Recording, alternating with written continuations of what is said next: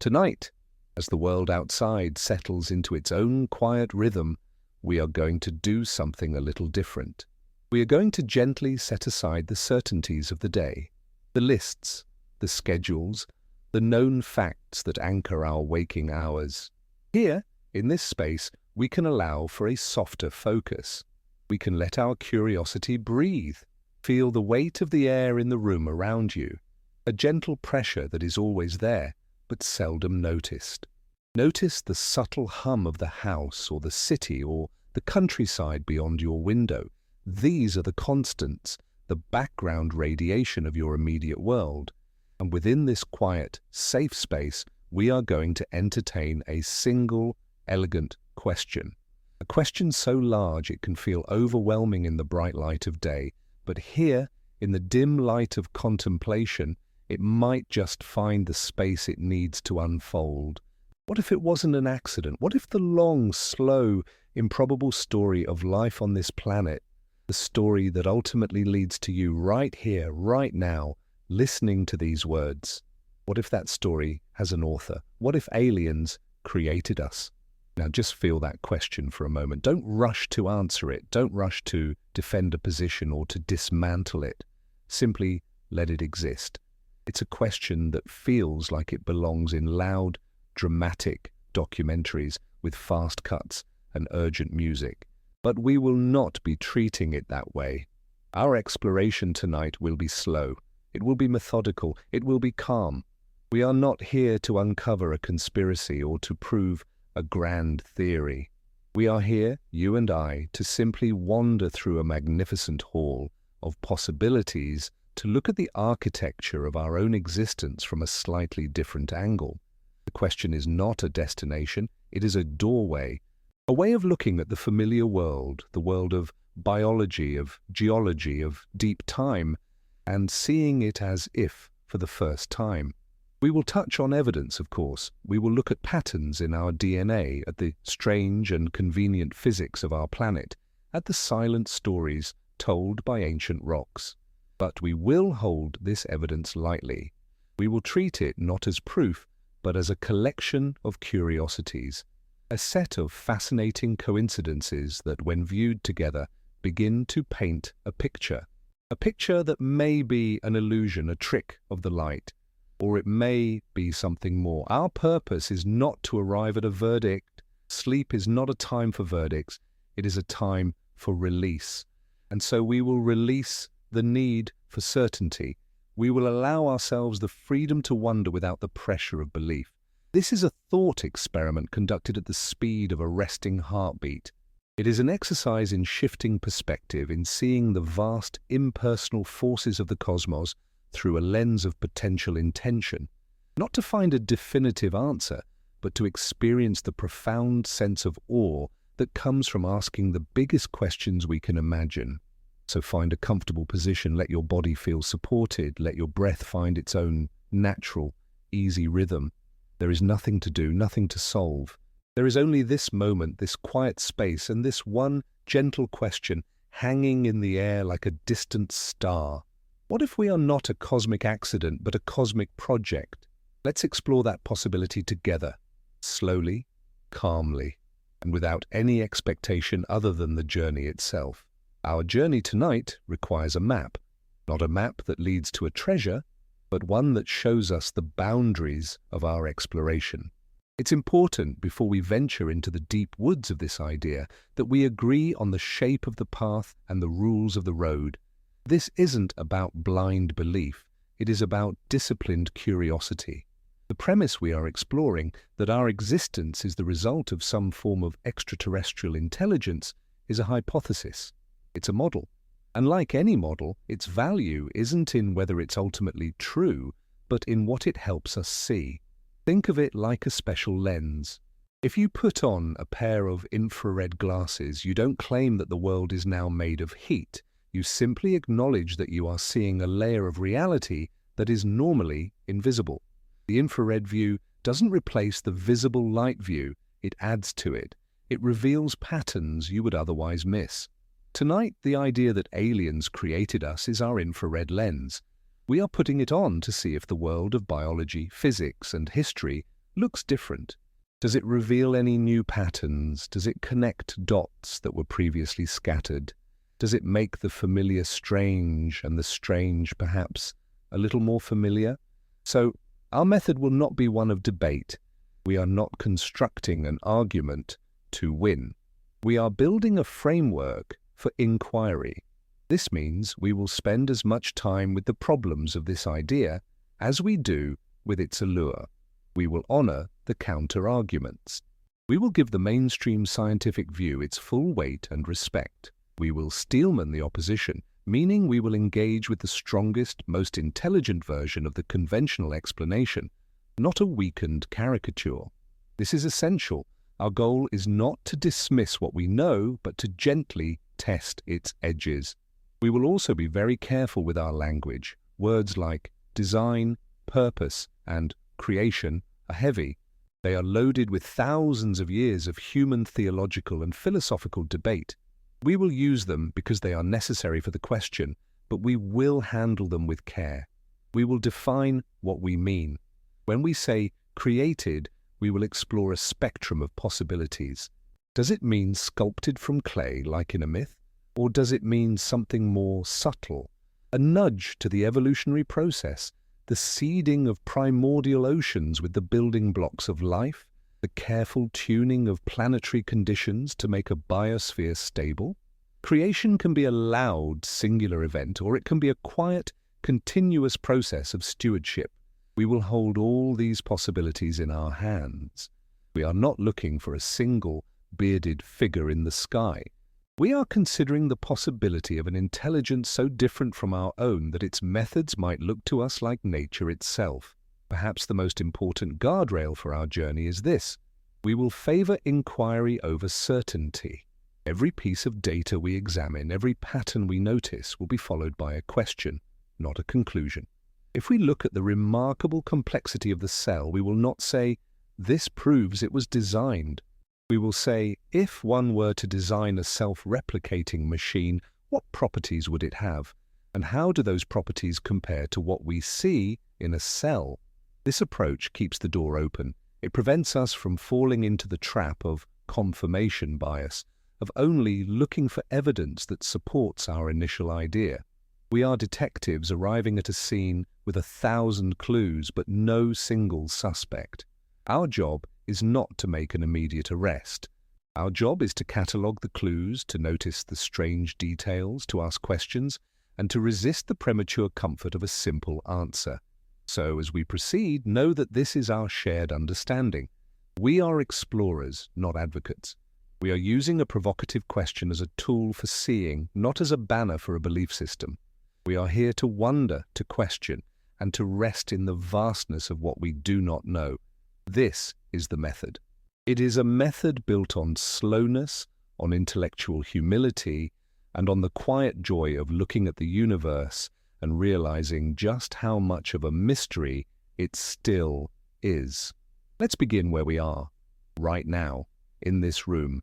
Before we journey out into the cosmos and back through the eons of deep time, let's first establish our own location. Let's ground ourselves in the immediate, the tangible, the undeniable reality of this present moment. Feel the surface beneath you, the mattress, the cushions, the floor. Notice its texture, its temperature, its firmness, or its softness. It is holding you.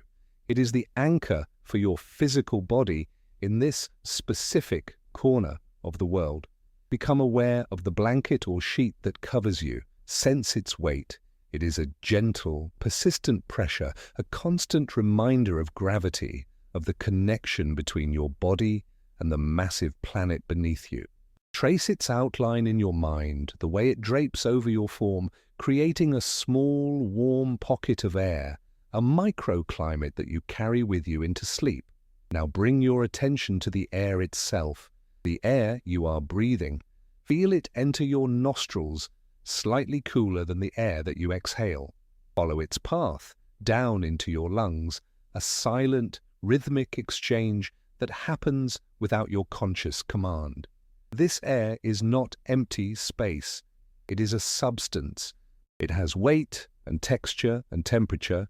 It is a thin planetary skin of nitrogen, oxygen, argon, and 100 other trace elements, an ocean in which we live our entire lives. The sounds of your environment, too, are part of this orientation.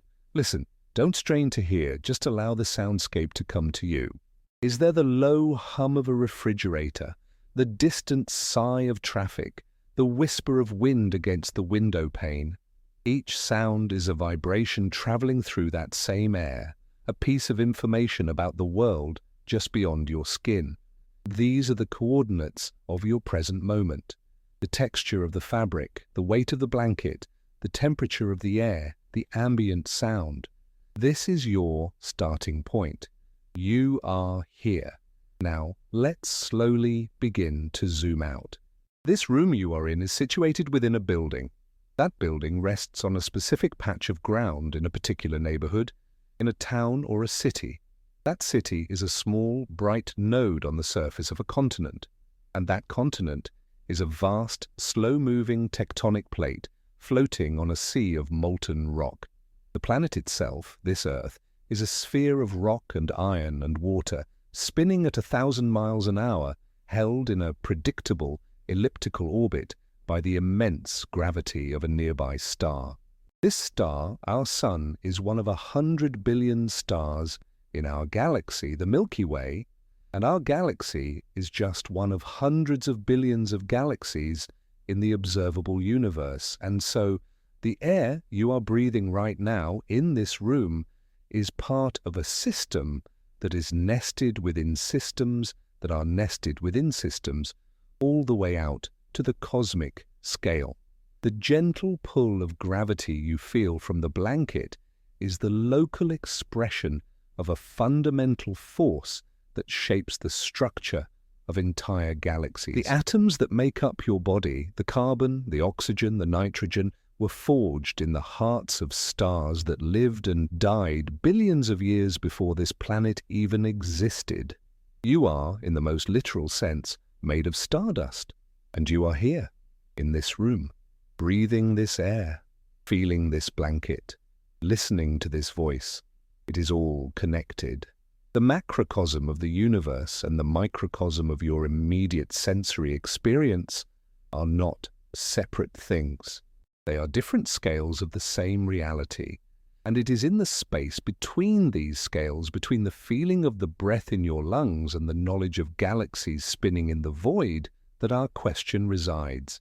To ask, what if aliens created us, is to stand at this intersection of the intimate and the immense. It is to look at the atoms in your own hand and wonder about their journey. It is to feel the reliable spin of the Earth and ask if that reliability is entirely an accident. It is to ground ourselves in the undeniable fact of our own existence, right here, right now, and to use that solid footing as a launching point for the most profound wonder. Why does a question like this even matter? In a world filled with immediate and practical concerns, why spend our time, especially this quiet time before sleep, pondering a question that may be fundamentally unanswerable? It's a fair point, but the value of a question isn't always in its answer. Sometimes its value is in what it does to the person who asks it. The question of our origin, in any form, matters because it shapes our sense of place. It defines our relationship to the universe. If our existence is a sheer accident, a lucky roll of the cosmic dice in an indifferent universe, that implies one kind of story. It's a story of incredible fortune, of emergent beauty from chaos, of a lonely but brilliant light in a vast darkness. It's a story that can inspire a sense of profound responsibility, for we are the universe's way of knowing itself, and we are on our own. It is a noble and powerful narrative, but if our existence is not an accident, if it is the result of intention, that implies a very different story. It doesn't necessarily mean a better story or a more comforting one. The intentions of a hypothetical creator could be anything from benevolent to clinical, to entirely alien and incomprehensible. But it changes the context. It shifts our position from being a cosmic fluke to being a cosmic project. It suggests that our presence here is not just a random outcome, but perhaps a meaningful one. On a geological timescale, this question reframes our understanding of deep time. The 4.5 billion years of Earth's history can feel like an impossibly long and aimless series of events. Continents drift, mountains rise and fall, ice ages come and go, species emerge, dominate, and then vanish. In the Standard Model, this is all driven by the unguided, opportunistic process of natural selection acting on random mutation, shaped by environmental pressures. But if we put on our special lens, we might see this long, slow process differently. We might see it as a period of terraforming, a multi-billion-year project to prepare a planet, to stabilize its climate, to oxygenate its atmosphere, to build up a complex and resilient biosphere, all as a prerequisite for the eventual emergence of something like us. The long, quiet reign of the dinosaurs might not be a separate, unrelated chapter, but a necessary phase in planetary development. The great extinction events might not be just cosmic bad luck, but perhaps course adjustments, resets in the system. Again, this is not a claim. It is a change in perspective. It invites us to look at the Earth's history not as a meandering path, but as a potential construction site with a very, very long schedule.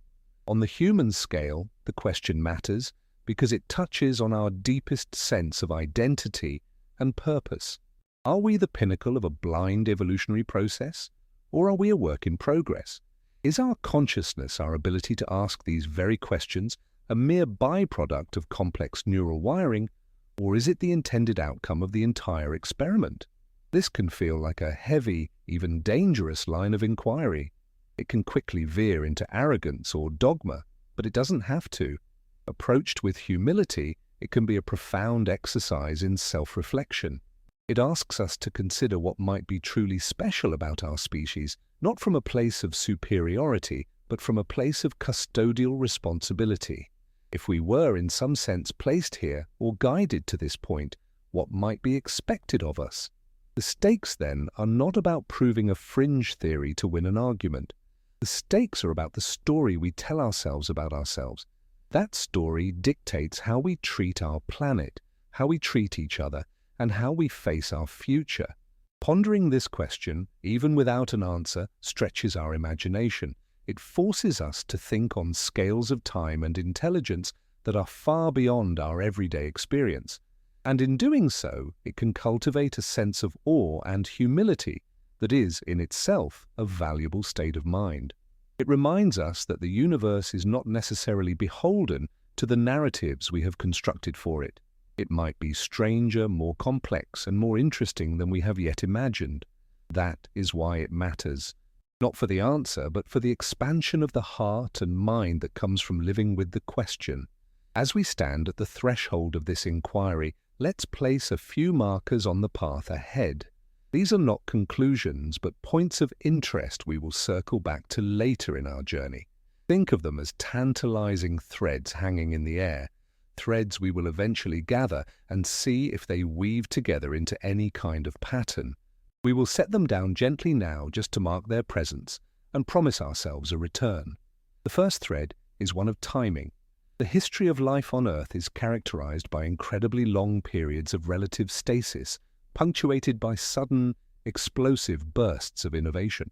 For billions of years, life was little more than a simple, single-celled film in the ancient oceans. And then, seemingly out of nowhere, in an event called the Cambrian explosion, a staggering diversity of complex animal body plans appeared in the fossil record in a geological blink of an eye. Why then? Why so suddenly? Later, much later, after hundreds of millions of years of evolution, a particular lineage of apes begins a rapid and unprecedented expansion of its brain. The genus Homo emerges, and over the course of just a couple of million years, a mere moment in Earth's history, it develops language, tool use, culture, and consciousness. Again, the question of timing hangs in the air. Why this particular lineage? Why this astonishing acceleration in cognitive ability when nothing like it had happened in the 4 billion years prior? We will return to this thread of punctuated equilibrium, these moments of sudden, radical change that seem to defy the typically gradual pace of evolution. The second thread is one of exquisite calibration. Our existence depends on a long list of planetary and cosmic parameters that are, for lack of a better word, just right. Our planet is in the habitable zone of its star, a narrow band where liquid water can exist. We have a large moon that stabilizes our axial tilt, preventing wild climate swings. We have a magnetic field that shields us from deadly solar radiation. We have plate tectonics that recycle nutrients and regulate atmospheric carbon dioxide over geological time. The list of these fine-tuned properties is long and striking. The conventional explanation is the anthropic principle. Of course, we find ourselves on a planet with these properties because if the properties were different, we wouldn't be here to observe them. It's a powerful and logical argument. But we will gently pick at this thread later. We will ask if this is the only way to look at the data. Could this long list of cosmic conveniences be seen not just as a lucky draw, but as a set of deliberately adjusted settings? We will revisit this idea of planetary design, holding it up to the light to see what it reveals. The third and final thread for now is about information. At the heart of every living cell on this planet is a molecule called DNA. This molecule contains the code, the blueprint, the instruction manual for building and operating a living organism. It is a digital information storage system of mind-boggling density and elegance. Where did this code come from? The Standard Model posits that it arose through a process of prebiotic chemistry, a slow, unguided journey from simple molecules to a self-replicating information system. Yet the origin of this genetic code remains one of the deepest mysteries in all of science. We will later explore this thread of biological information. We will use analogies, carefully comparing DNA to computer code. We will ask what the structure of this information might tell us about its source. Does it look like something that would arise randomly, or does it bear any hallmarks of a system that was, in some sense, composed? So these are our three open loops: the puzzle of timing, the mystery of calibration, and the enigma of information. We will not tug on them now, we will simply let them be. But know that they are there, waiting for us. They will be our guideposts as we move deeper into the heart of our question. To have a meaningful conversation, we need to agree on what our words mean. The question, what if aliens created us, is composed of three powerful, ambiguous words: aliens, created, and us. Let's take a moment to build some simple, working definitions for each one. These won't be final dictionary definitions. They will be flexible containers for our thoughts, designed for this specific journey. Let's start with aliens. The word often conjures images from fiction: little green men, insectoid creatures, beings of pure energy. We need to set those images aside. For our purposes tonight, let's define an alien intelligence simply as a form of life and consciousness that did not originate on Earth. That's it. This definition is deliberately broad. It makes no assumptions about their form. They could be biological, like us. They could be machine-based, a form of artificial intelligence that has outlived its biological creators.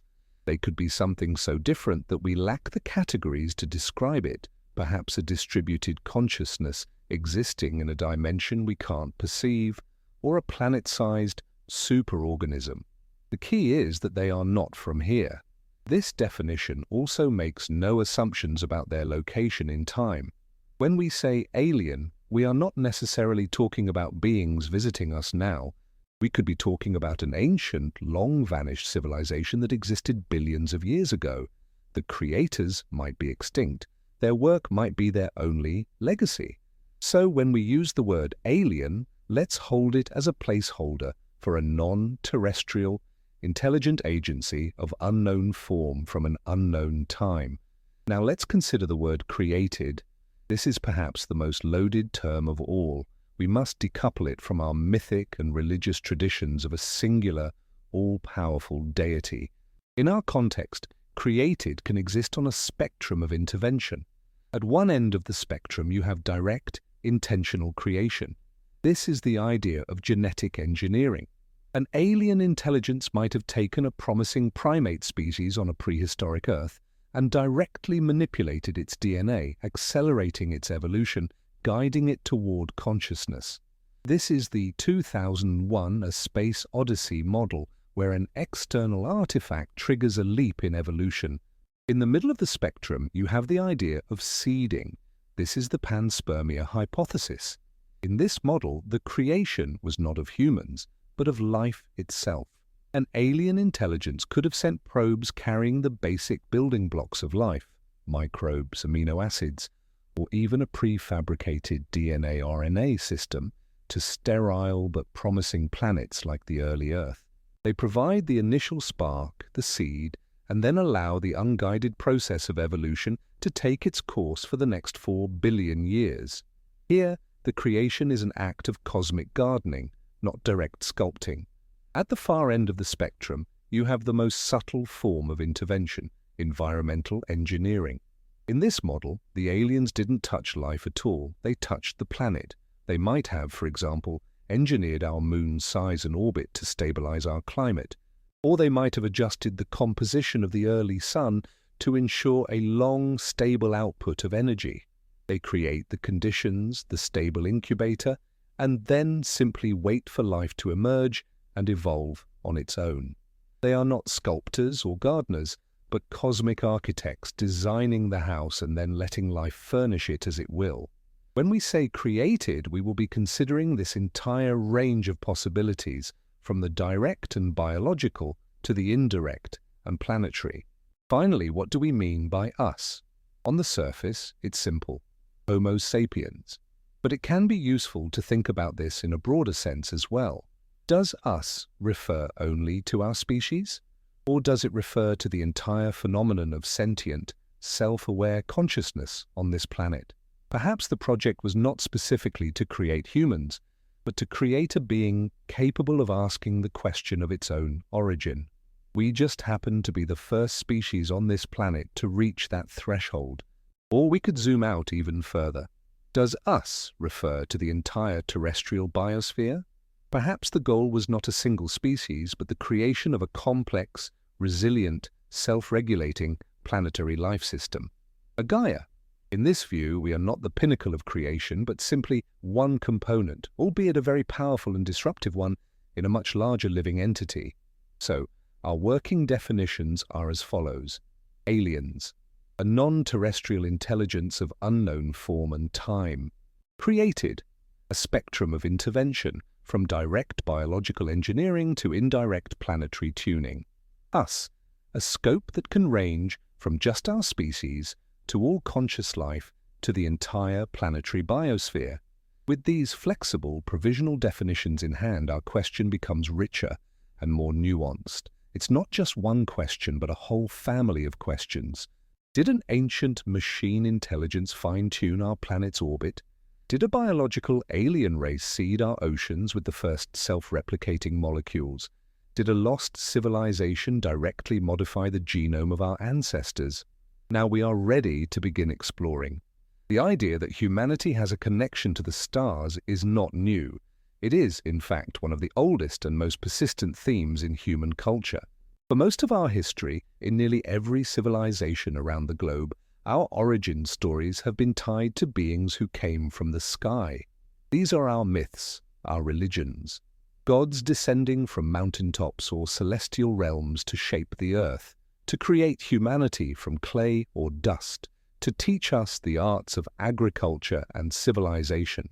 Of course, these are stories. They are powerful metaphors for our relationship with the unknown, expressions of a deep human need for meaning and context. We are not going to treat them as literal historical accounts, but it is worth pausing to notice that for millennia, when we have asked the question, where do we come from, our collective answer has almost always involved an external, non-human intelligence from up there. It is a pattern in our own software, a deep-seated intuition that our story begins with something beyond us. As we moved into the age of science, the narrative shifted. The sky beings were replaced by the impersonal forces of physics and chemistry. Darwin gave us a mechanism for our biological origin, evolution, by natural selection. Geologists gave us the time scale for that mechanism to work, billions of years of deep time.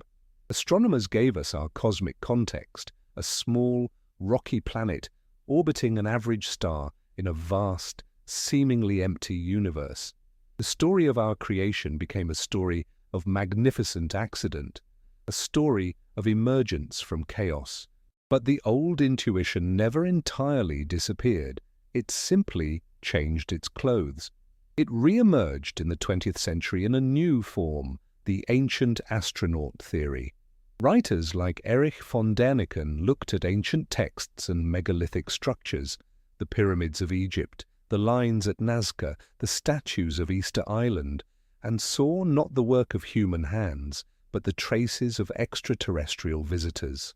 They interpreted religious texts like the Book of Ezekiel not as spiritual vision, but as a technical description of a spacecraft. This version of the idea was, and is, largely dismissed by mainstream science and archaeology, and for good reason. It often relied on a flawed assumption that our human ancestors were incapable of such great feats and therefore must have had help. It underestimated human ingenuity and projected modern technological ideas onto the past. However, at the same time, a more scientifically rigorous version of the idea was taking root. This was the theory of panspermia, which we touched on earlier. The idea that life itself, not just civilization, might be extraterrestrial in origin. Championed by respected scientists like Fred Hoyle and Francis Crick, one of the co-discoverers of DNA's structure, this hypothesis looked at the sheer improbability of life's chemical origins on Earth. Crick, for instance, was so struck by the complexity of the genetic code that he proposed the idea of directed panspermia. He speculated that an advanced civilization, facing its own demise, might have intentionally sent microbial life out into the cosmos to seed other worlds. It was a serious proposal from a brilliant mind, an acknowledgement that the origin of life is such a hard problem that an extraterrestrial explanation, while speculative, could not be entirely ruled out. More recently, the idea has found new life through the discovery of thousands of exoplanets, planets orbiting other stars. We now know that rocky, Earth-like planets are common in our galaxy.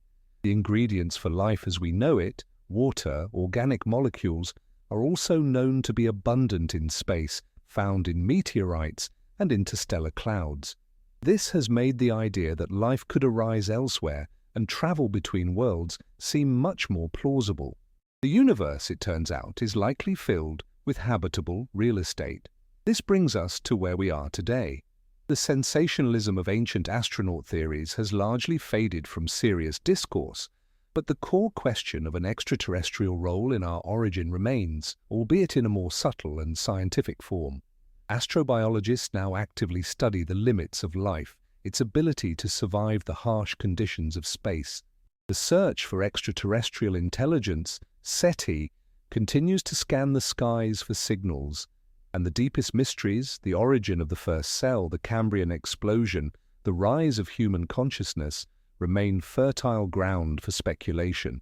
So our journey tonight is not happening in a vacuum. We are walking a path that has been explored by mystics, by fringe theorists, and by Nobel laureates. We are tapping into a deep and enduring stream of human curiosity. Our task is to navigate this history with a clear head, to separate the plausible from the fanciful, and to use the core question not as a dogma, but as that special lens, a tool for re-examining the world. Let's begin our exploration of the evidence not at the grand scale of the cosmos, but at the most intimate scale, the scale of the human being. Let's look at ourselves. The story of human evolution, as we understand it, is a story of gradual change over millions of years. Our lineage split from that of chimpanzees some 6 to 7 million years ago. We see a fossil record that shows a progression, bipedalism, changes in dentition, and most famously, a steady increase in cranial capacity. But within this generally gradual story, there are moments of startling acceleration that are worth a closer look. The most significant of these is the emergence of our own species, Homo sapiens. For millions of years, our hominid ancestors were successful but not world-changing. They made simple stone tools, they lived in small groups, they were one impressive primate among many. Then, somewhere around 200,000 years ago, anatomically modern humans appear. And for a long time, we were still not that different behaviorally. But then, around 50,000 years ago, something happens. It's often called the Great Leap Forward, or the Upper Paleolithic Revolution. We see the sudden appearance of sophisticated art, like the cave paintings in France and Spain. We see complex symbolic thought in the form of burial rituals and personal adornments.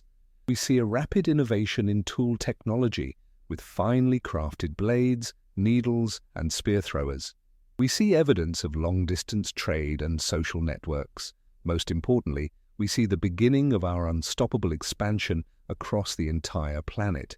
What caused this cognitive explosion?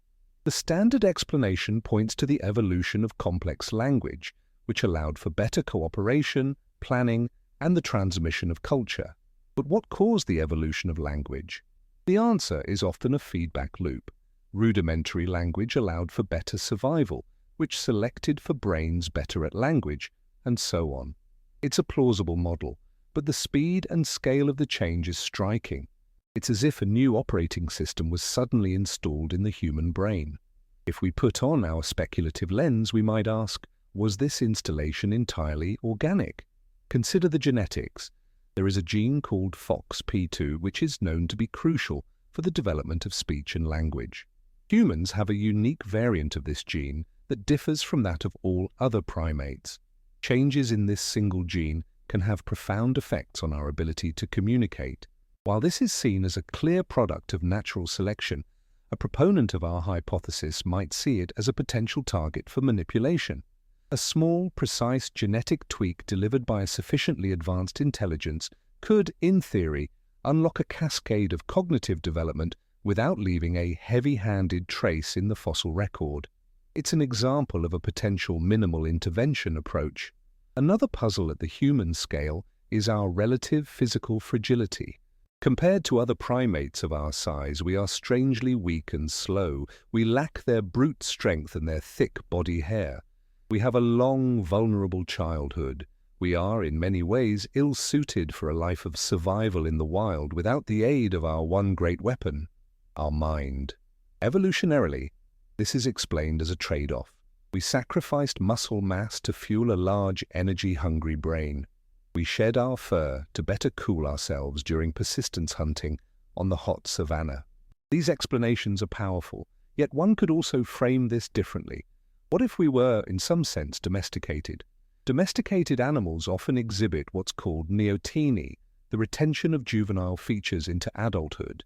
They tend to be less aggressive, more curious, and have smaller brains than their wild ancestors. While our brains are large, our skulls retain a more juvenile, gracile shape compared to earlier hominids like Neanderthals.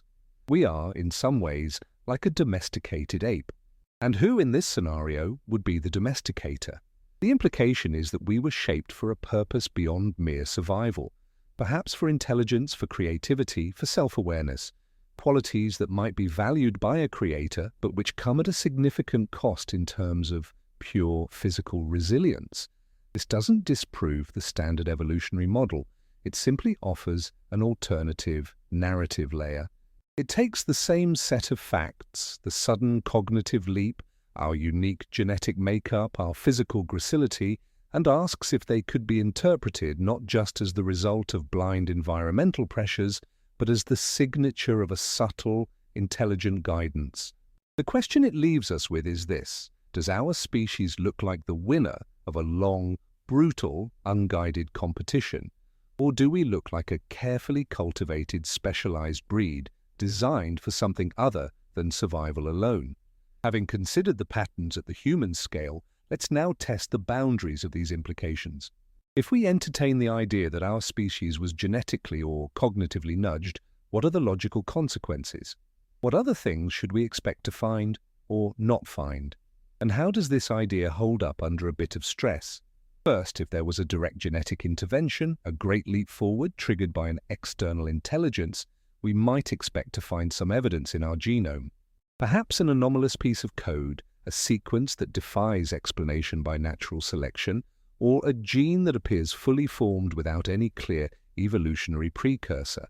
The search for such a signature is, in fact, something that has been undertaken both by mainstream geneticists looking for evolutionary novelties and by more fringe researchers looking for an extraterrestrial message. The result so far is ambiguous. Our genome is a messy, complex tapestry. It is filled with junk DNA, ancient viral insertions, and layers upon layers of evolutionary history. Finding a clear, unambiguous signal of artificiality in such a noisy system is incredibly difficult. What one person sees as a potential signature of design, another can plausibly explain as a rare but natural evolutionary event, like horizontal gene transfer. The absence of a smoking gun in our DNA doesn't disprove the hypothesis. An advanced intelligence might be skilled enough to make its edits seamless and natural-looking, but it certainly doesn't support it.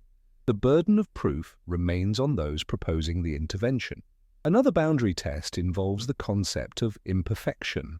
A common argument against the idea of intelligent design, often used in a theological context, is that biological systems are full of flaws. The human eye has a blind spot. Our spines are poorly adapted for upright posture, leading to back pain. We are susceptible to countless genetic diseases. Why would a creator make such a flawed product? This is a strong objection. However, within our specific framework, it may not be fatal. We are not assuming an omnipotent, perfect creator. We are postulating a non-terrestrial intelligence, which may itself be flawed or may have constraints. The creator could be more like an engineer than a god. An engineer works with the materials available. If the project was to uplift a terrestrial primate, the engineers would have to work with the existing chassis of primate biology, with all its accumulated evolutionary baggage. Their goal might not have been to create a perfect being, but to create a good enough being that achieved a specific outcome, in this case, consciousness, while accepting certain trade-offs. The back pain might be an acceptable side effect for the advantages of bipedalism. The blind spot might be a legacy feature that wasn't worth the trouble of re-engineering from scratch. The system doesn't have to be perfect, it just has to work. This reframes the argument from perfection versus imperfection to one of robustness versus optimality. Living systems are not always optimal, but they are incredibly robust and resilient. Perhaps this is the signature of the design, if one exists. Not flawlessness, but a system that can persist and adapt despite its imperfections. A final edge case to consider is the existence of other hominins. For most of our evolutionary history, we were not alone. Species like Neanderthals and Denisovans coexisted with our ancestors. If the project was to create us, why were there other similar models on the landscape? The standard view is that this is a classic evolutionary pattern, a bushy tree of life with many branches, most of which eventually go extinct. Our branch is simply the last one standing. From our speculative perspective, a few possibilities arise. Were these other hominins failed experiments, early prototypes, or perhaps they were a control group left to evolve naturally to see how the engineered line, us, would fare in comparison? This last idea is particularly intriguing, if a bit chilling.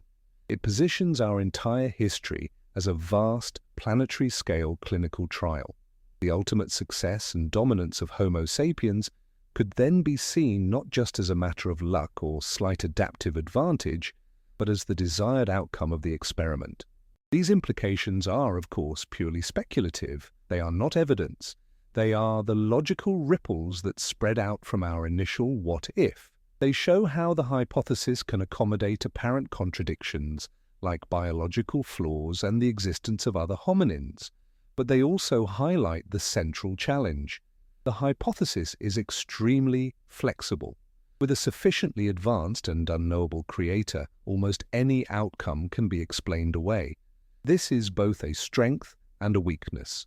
It makes the idea difficult to disprove, but it also makes it difficult to test, pushing it to the very edge of scientific inquiry. Let's now zoom out from the scale of a single species to the scale of the entire planetary system. Let's look at the Earth not just as a stage for life, but as a participant in it. Let's explore the idea of the planet as a single, complex, self-regulating system. This is often associated with the Gaia hypothesis proposed by James Lovelock and Lynn Margulis. The core idea of Gaia is that the Earth's biosphere, the collective of all living things, actively maintains and regulates the conditions of the planet to keep it habitable. It's not a conscious or purposeful act in the human sense. It is an emergent property of the countless feedback loops between life and the environment. Consider the oxygen in our atmosphere. For the first half of Earth's history, there was virtually no free oxygen. The atmosphere was a mix of nitrogen, carbon dioxide, and methane. Then a new type of bacteria, cyanobacteria, evolved a revolutionary trick: photosynthesis. They could use sunlight to convert carbon dioxide and water into energy, releasing oxygen as a waste product. At first, this oxygen was toxic to most other forms of life. It was a pollutant. It rusted the iron out of the oceans, creating vast geological formations of iron oxide. But over billions of years, this waste product accumulated, fundamentally terraforming the entire planet. It created the oxygen-rich atmosphere that we and all other complex animals depend on for our high-energy metabolism. This is a planetary-scale feedback loop. Life changed the planet, and in turn, the changed planet created new opportunities for different kinds of life. Another example is the global temperature. The sun's output has increased by about 30% over the last 4 billion years. By all rights, the Earth should have either frozen over in its youth or boiled away by now. Yet the geological record shows that the climate has remained remarkably stable within a range that allows for liquid water. How? The Gaia hypothesis suggests that life itself has acted as a global thermostat.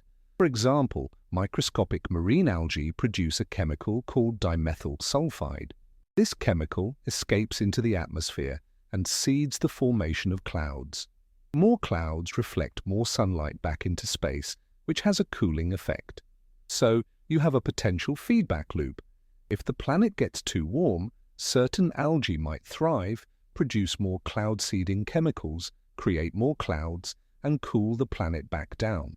Conversely, if it gets too cool, their activity might decrease, leading to fewer clouds and more warming. This is a simplified example of countless such interlocking systems. The carbon cycle, the nitrogen cycle, the water cycle, all are profoundly mediated by the biosphere. Forests create their own rain. Earthworms churn the soil, affecting the flow of nutrients and gases. The planet is not a dead rock with a thin veneer of life on top. It is a deeply coupled system where the geology, the atmosphere, the oceans, and the biology are all in constant conversation with each other. From a conventional scientific viewpoint, this is all a beautiful example of emergence. It is an unguided, self-organizing system that has, through a 4 billion-year process of trial and error, developed a remarkable degree of stability and resilience. There is no plan, no foresight. Homeostasis, the tendency toward a stable equilibrium, is simply a feature of complex systems with many feedback loops. Now let's apply our lens. If an advanced intelligence wanted to create a stable, long-lasting incubator for complex life, how might they do it? They might not create life directly. They might instead design the underlying operating system. They could seed the early planet with specific kinds of microbial life that are engineered to create these feedback loops. They could design the initial chemical pathways that would eventually blossom into self-regulating biogeochemical cycles. In this view, Gaia is not an accident of evolution, but the intended outcome of a brilliant piece of planetary engineering. The goal was to build a self-maintaining system, a living planet that could buffer itself against external shocks like asteroid impacts or changes in the sun's brightness, and thus provide a stable platform for the long, slow project of evolving complex life. The signature of the design would not be a single, miraculous organism. It would be the stability of the system as a whole. It would be the interlocking homeostatic nature of the feedback loops themselves. The genius of the creation would be in its ability to run and regulate itself without the need for constant tinkering. The question this perspective raises is one of probability. Is it more likely that such a complex, self-regulating system arose by chance, or that it was architected?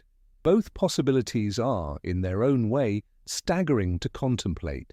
One suggests the incredible power of unguided emergence. The other suggests an intelligence with the ability to think and design on a planetary scale and across geological timescales. If we entertain the model of a planetary system with deliberately engineered feedback loops, what are the second-order effects? What are the deeper implications of living on a planet that is not just a rock, but potentially a piece of technology? One implication is a reframing of resilience. The Earth's biosphere has shown an incredible ability to recover from catastrophic events. There have been at least 5 major mass extinctions in the planet's history, events that wiped out 70 to 95% of all species. Yet, after each one, life has not only recovered, it has often blossomed into new and more complex forms. In the standard view, this is a testament to the raw tenacity of life and the power of evolution to fill empty ecological niches. In our speculative model, this resilience could be seen as a design feature. A well-engineered system should be robust. It should be able to handle shocks and failures without collapsing entirely. Perhaps the genetic diversity of the biosphere, the very architecture of the food webs, was designed to be anti-fragile, to not just survive shocks but to reorganize and even improve in response to them. The mass extinctions from this perspective might look less like cosmic accidents and more like a feature of the system, a periodic clearing of the slate to allow for new innovation. This is a challenging and perhaps unsettling thought. Another implication is the idea of sensitivity without intent. Many of the feedback loops we discussed, like the cloud-seeding algae, operate without any awareness or intention on the part of the organisms involved. The algae are not trying to regulate the climate. They are simply living their lives, and the aggregate effect of their metabolism just happens to create a stabilizing feedback. If this system were designed, it would be a very clever form of design. It wouldn't require the creator to micromanage every detail. Instead, they would set up the initial conditions and the rules of interaction in such a way that the desired outcome, planetary stability, emerges naturally from the self-interested behavior of countless individual agents. This has an interesting parallel in our own technology. A market economy, in theory, is supposed to work this way.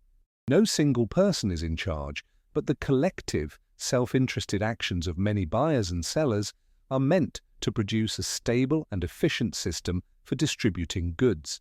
A complex computer algorithm, like the one that curates a social media feed, operates on simple rules applied to individual user actions, but results in a complex emergent pattern of information flow. This model of indirect design or emergent engineering is far more subtle than the idea of a divine watchmaker assembling a watch. The creator builds the factory, not the car. They write the laws of the game. They don't play every move. This also means that the system could have unintended consequences. If we, as a species, begin to alter the fundamental rules of the game by, for example, rapidly changing the chemistry of the atmosphere, we might trigger feedback loops that the original designers never anticipated, or that were designed to regulate the planet at the expense of its dominant species. The planetary thermostat might decide that the current fever, us, needs to be dealt with, and it would do so not with malice, but with the same impersonal systemic logic that has governed it for billions of years. Finally, this model forces us to consider the timescale of the project. If the goal was to create a stable biosphere for the eventual emergence of intelligence, then the designers were playing a very, very long game. They would have had to think in terms of hundreds of millions or even billions of years. This implies an intelligence with a relationship to time that is profoundly different from our own. They could be long-lived, or they could be a civilization so ancient that they could set an experiment in motion and be confident that their descendants, or their automated monitoring systems would be there to see its conclusion eons later. The second-order effects of this model paint a picture of a universe that is potentially less random, but no less formidable. We might be living within a piece of brilliantly designed self-healing technology, but we are also subject to its operating rules that were written long before we existed, and for purposes we can only begin to guess at. Wherever you are listening to this, and at whatever time, know that you are part of a quiet, curious community. Someone else, perhaps on the other side of the planet where the sun is just rising, might be listening to these same words. Another person might be in a different time zone, in the deep of their own night. We are all here together, in this shared space of wonder, connected by this exploration. If this journey is helping you find a place of calm curiosity, a gentle way to end your day, consider letting a friend know. Or perhaps leave a quiet like or subscribe, not as a demand for the algorithm, but as a small, silent signal to others that this is a safe and interesting place to wonder. It lets the digital currents know that there is a desire for slow, thoughtful content in a fast-moving world. Now let's return to our thoughts. There is no need to do anything. Simply allow your attention to settle back into the rhythm of our exploration. Let's check in with ourselves. Notice the position of your body. Notice the state of your mind. Is it active? Is it calm? There is no right way to feel. Just observe. And now let's gently pick up our next thread. To fairly evaluate our speculative hypothesis, we must give its strongest competitor a full and honest hearing. We must build, with care and respect, the mainstream conventional explanation for our existence. This is the story told by the vast majority of working scientists today. It is a story of profound beauty and power, and it requires no external intelligence. Let's Steelman this position. The story begins 4.5 billion years ago with the formation of the Earth from a swirling disk of gas and dust around a young sun. This early Earth was a hellish place, molten and bombarded by asteroids. But it cooled. Water, delivered by comets and outgassed from volcanoes, formed the first oceans. In these oceans, in a process we still don't fully understand called abiogenesis, simple organic molecules forged by lightning or arriving from space organize themselves into the first self-replicating structures. This was not a single, miraculous event, but likely a long, messy process of trial and error over hundreds of millions of years. Once the first primitive life, the first cell, existed, the engine of evolution took over. This engine has two main components: random mutation and natural selection. Mutation provides the variation. Errors in the copying of genetic material create new traits. Most of these mutations are neutral or harmful, but every so often a mutation provides a slight advantage in a particular environment. That's where natural selection comes in. Organisms with advantageous traits are more likely to survive and reproduce, passing those traits on to their offspring. Over immense stretches of time, this simple, unguided process can produce staggering complexity.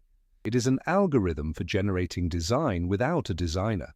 The Cambrian explosion, that sudden burst of diversity, is explained not as an instantaneous event, but as a rapid radiation that took place over millions of years, triggered by a confluence of environmental factors. An increase in atmospheric oxygen, for example, could have enabled larger, more active bodies. The evolution of predation would have sparked an evolutionary arms race, driving the rapid development of shells, eyes, and limbs. Each innovation opened up new ecological niches, which in turn spurred further innovation. It was a positive feedback loop, a biological fire that once lit, spread rapidly across the planet. The fine-tuning of our planet's conditions, the so-called rare Earth hypothesis, is addressed by the anthropic principle and the law of large numbers.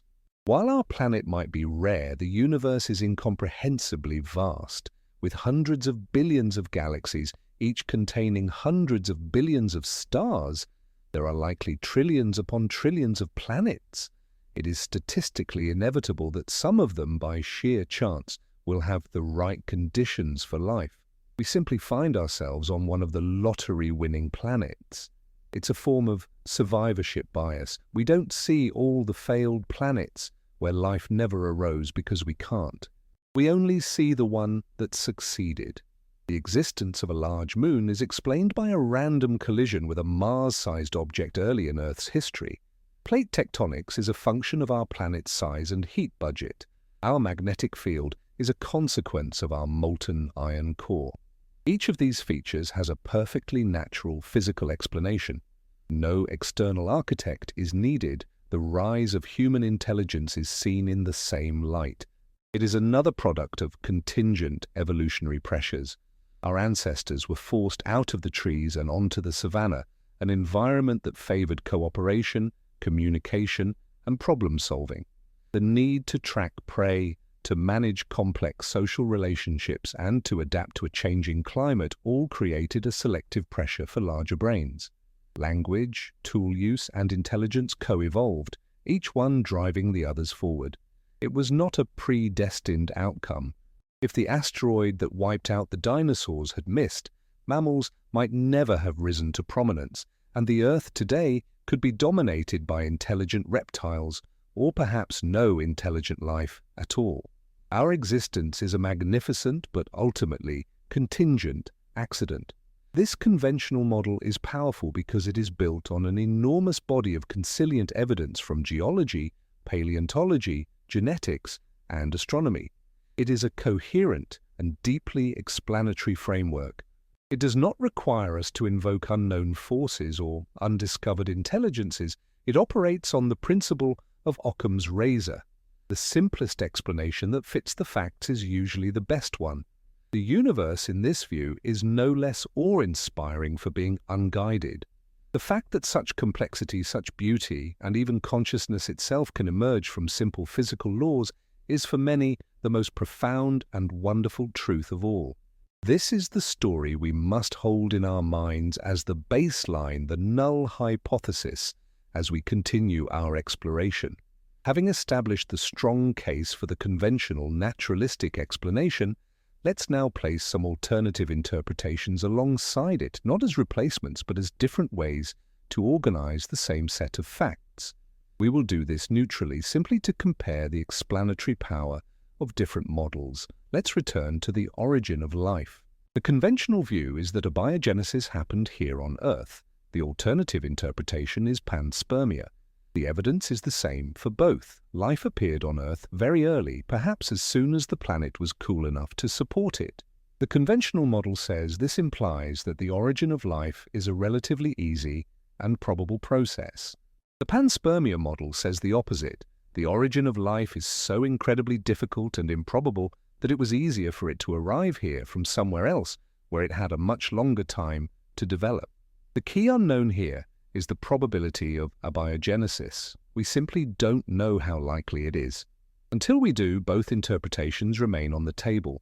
One posits a local, probable origin. The other posits a non-local, rare origin. Panspermia doesn't solve the ultimate question of where life came from. It just pushes the problem to another time and place. But it does offer a different solution to the specific problem of life on Earth. Now consider the Cambrian explosion. The conventional explanation points to a perfect storm of environmental triggers, like rising oxygen levels. An alternative interpretation might focus on genetic information. Perhaps the explosion wasn't caused by a change in the environment, but by the arrival or activation of a new set of genetic tools. The biologist Stephen Meyer has argued that the amount of new genetic information required to build the dozens of new animal body plans that appear in the Cambrian is too vast to be explained by random mutation and natural selection in the time available. He posits an intelligent designer as the source of this information. Most biologists strongly dispute his calculations and conclusions, arguing that he underestimates the power of known evolutionary mechanisms like gene duplication and co-option. Here, the contrast is between two models of information generation. The conventional model sees information as being generated slowly, bottom-up, by the evolutionary process itself. The alternative model suggests that a large infusion of information was inserted top-down. Both models are trying to explain the same fossil evidence. The disagreement is about the mechanism of change. Let's look at the fine-tuning of Earth's habitability. The conventional view, as we said, is the anthropic principle combined with the vastness of the universe. The alternative is that these conditions were deliberately set. Let's compare them side by side. The anthropic principle is logically sound, but it is not predictive. It tells us why we shouldn't be surprised to find ourselves in a habitable place, but it can't be used to predict that other habitable places must exist. It's an observation, not a testable hypothesis. The design hypothesis, on the other hand, is potentially testable, at least in principle. For example, if we were to discover that a large number of planetary parameters are fine-tuned to a degree that is wildly improbable even on a cosmic scale, it might lend some credence to the design idea. Or if we found that the physical laws of our universe seem specifically optimized for the creation of complex chemistry and life, it would strengthen the case. Currently, the data is not conclusive enough to strongly favor one interpretation over the other. It is a genuine philosophical and scientific ambiguity. We have a choice between accepting a very lucky chance or entertaining the possibility of intention. Finally, let's consider human consciousness. The conventional model sees it as an emergent property of neural complexity. When a brain reaches a certain threshold of neurons and interconnectedness, consciousness simply turns on, like the wetness of water emerging from the interaction of H2O molecules. The alternative view is that consciousness is something more fundamental, perhaps a basic property of the universe that our brains are uniquely evolved or designed to receive or channel. This is often called the orchestrated objective reduction theory by figures like Roger Penrose and Stuart Hameroff, who suggest consciousness arises from quantum processes within neurons. In this context, our hypothesis would suggest our brains were deliberately engineered to be exquisitely sensitive quantum receivers, tuned to the channel of consciousness. Here, the contrast is stark. Is consciousness a byproduct of matter, or is it something more fundamental that matter can be organized to access? Both views are struggling to explain the same deep mystery, our own subjective experience. In each of these cases, the origin of life, the Cambrian explosion, planetary habitability, and human consciousness, we see the same pattern. We have a set of observed facts. We have a powerful, mainstream, naturalistic explanation that accounts for those facts. And we have an alternative, speculative explanation that also accounts for them, but from a radically different premise. The choice between them is not currently dictated by the evidence alone. It is also a matter of philosophical preference, of one's willingness to invoke unobserved entities versus one's comfort with profound improbability and randomness. How we know what we know is just as important as what we know. Every piece of information we gather about the past, whether it's from a fossil, a geological stratum, or a segment of DNA, comes to us through a filter. We need to be aware of the nature of that filter, its limitations, and its biases. Let's start with the most obvious one, the fossil record. It is our primary window into the history of life, but it is a deeply flawed and incomplete window. Fossilization is an incredibly rare event. Most organisms that die are eaten or decay, leaving no trace. To be fossilized, an organism has to die in the right place, like a sedimentary basin, be buried quickly, and remain undisturbed for millions of years. This means the fossil record has a huge sampling bias. It overrepresents hard-bodied marine creatures and underrepresents soft-bodied, terrestrial, or upland creatures. What we see in the fossil record is a tiny fraction of all the life that has ever existed. This is crucial when we talk about events like the Cambrian explosion. Critics of the standard evolutionary model often point to the lack of transitional fossils leading up to the new body plans.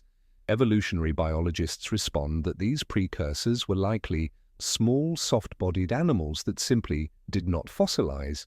The suddenness of the explosion might be an artifact of the record, a sudden appearance of hard parts that were now able to be preserved. This is the problem of negative evidence.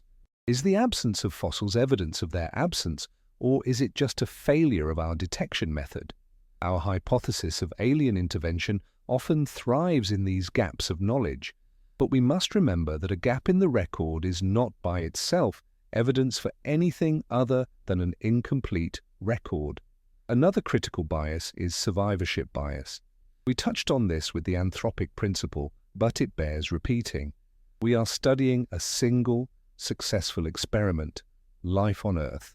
We have a data set of one. We don't have access to the countless failed experiments on other planets where life never started or started and then died out.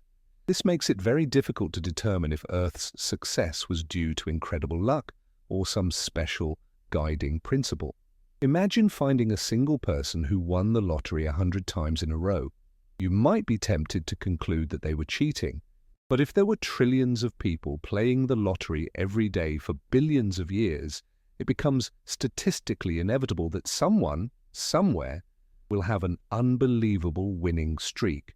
We don't know if we are the cheater or just the lucky winner in a very, very large game. Our instruments for detecting artificiality are also limited. When we search for extraterrestrial intelligence, we are mostly looking for radio signals. We are looking for something that resembles our own technology. But what if an advanced intelligence doesn't use radio? What if their communication is based on modulated neutrinos or gravitational waves or some physics we haven't discovered yet? What if their signature is not a signal but a pattern embedded in the cosmic microwave background or in the statistical distribution of quasars? We are looking for aliens who think and build like us. This is a profound detection threshold. Similarly, when we look for a signature in our DNA, we are looking for a pattern that our mathematics and information theory can recognize as non-random. But what does an intelligently designed code look like if the designer is vastly more intelligent than we are? Perhaps a truly sophisticated message would be indistinguishable from random noise to a less advanced civilization. It might be perfectly encrypted within the junk DNA we don't yet understand. The detection limit is not just about the technology we have, it's about the conceptual frameworks we use to interpret the data. And so, as we continue to weigh the evidence, we must keep these methodological limits in mind. Our knowledge is partial, our records are biased, our instruments are tuned to our own assumptions. This doesn't mean we can't know anything, but it does mean we must hold our conclusions with a deep sense of humility. The mystery of our origins is being investigated by detectives who have arrived on the scene millions of years too late with only a handful of smudged clues and a very limited set of tools. It's a wonder we can piece together any story at all, and it's this very incompleteness that reopens the door again and again to our central question. The words we use to describe the world are not neutral containers of fact, they are frames. And the frame we put around a set of observations can radically change what we think we are seeing. In our exploration of origins, this is especially true. The language of biology is saturated with words that imply agency, purpose, and design, even when it is describing a purely unguided process. Think about the phrase natural selection. It's a brilliant metaphor coined by Darwin himself. But the word selection subtly implies a selector, an agent who is doing the choosing. Of course, this is not what it means. Natural selection is a blind, algorithmic process. The environment itself is the filter. There is no mind, no purpose behind it. A trait is selected for simply because it works better, and so it persists. Yet the language can trip us up. We talk about evolution inventing the I or finding a solution to a problem. This is useful shorthand, but it anthropomorphizes the process. It gives it a mind and a will that it does not have.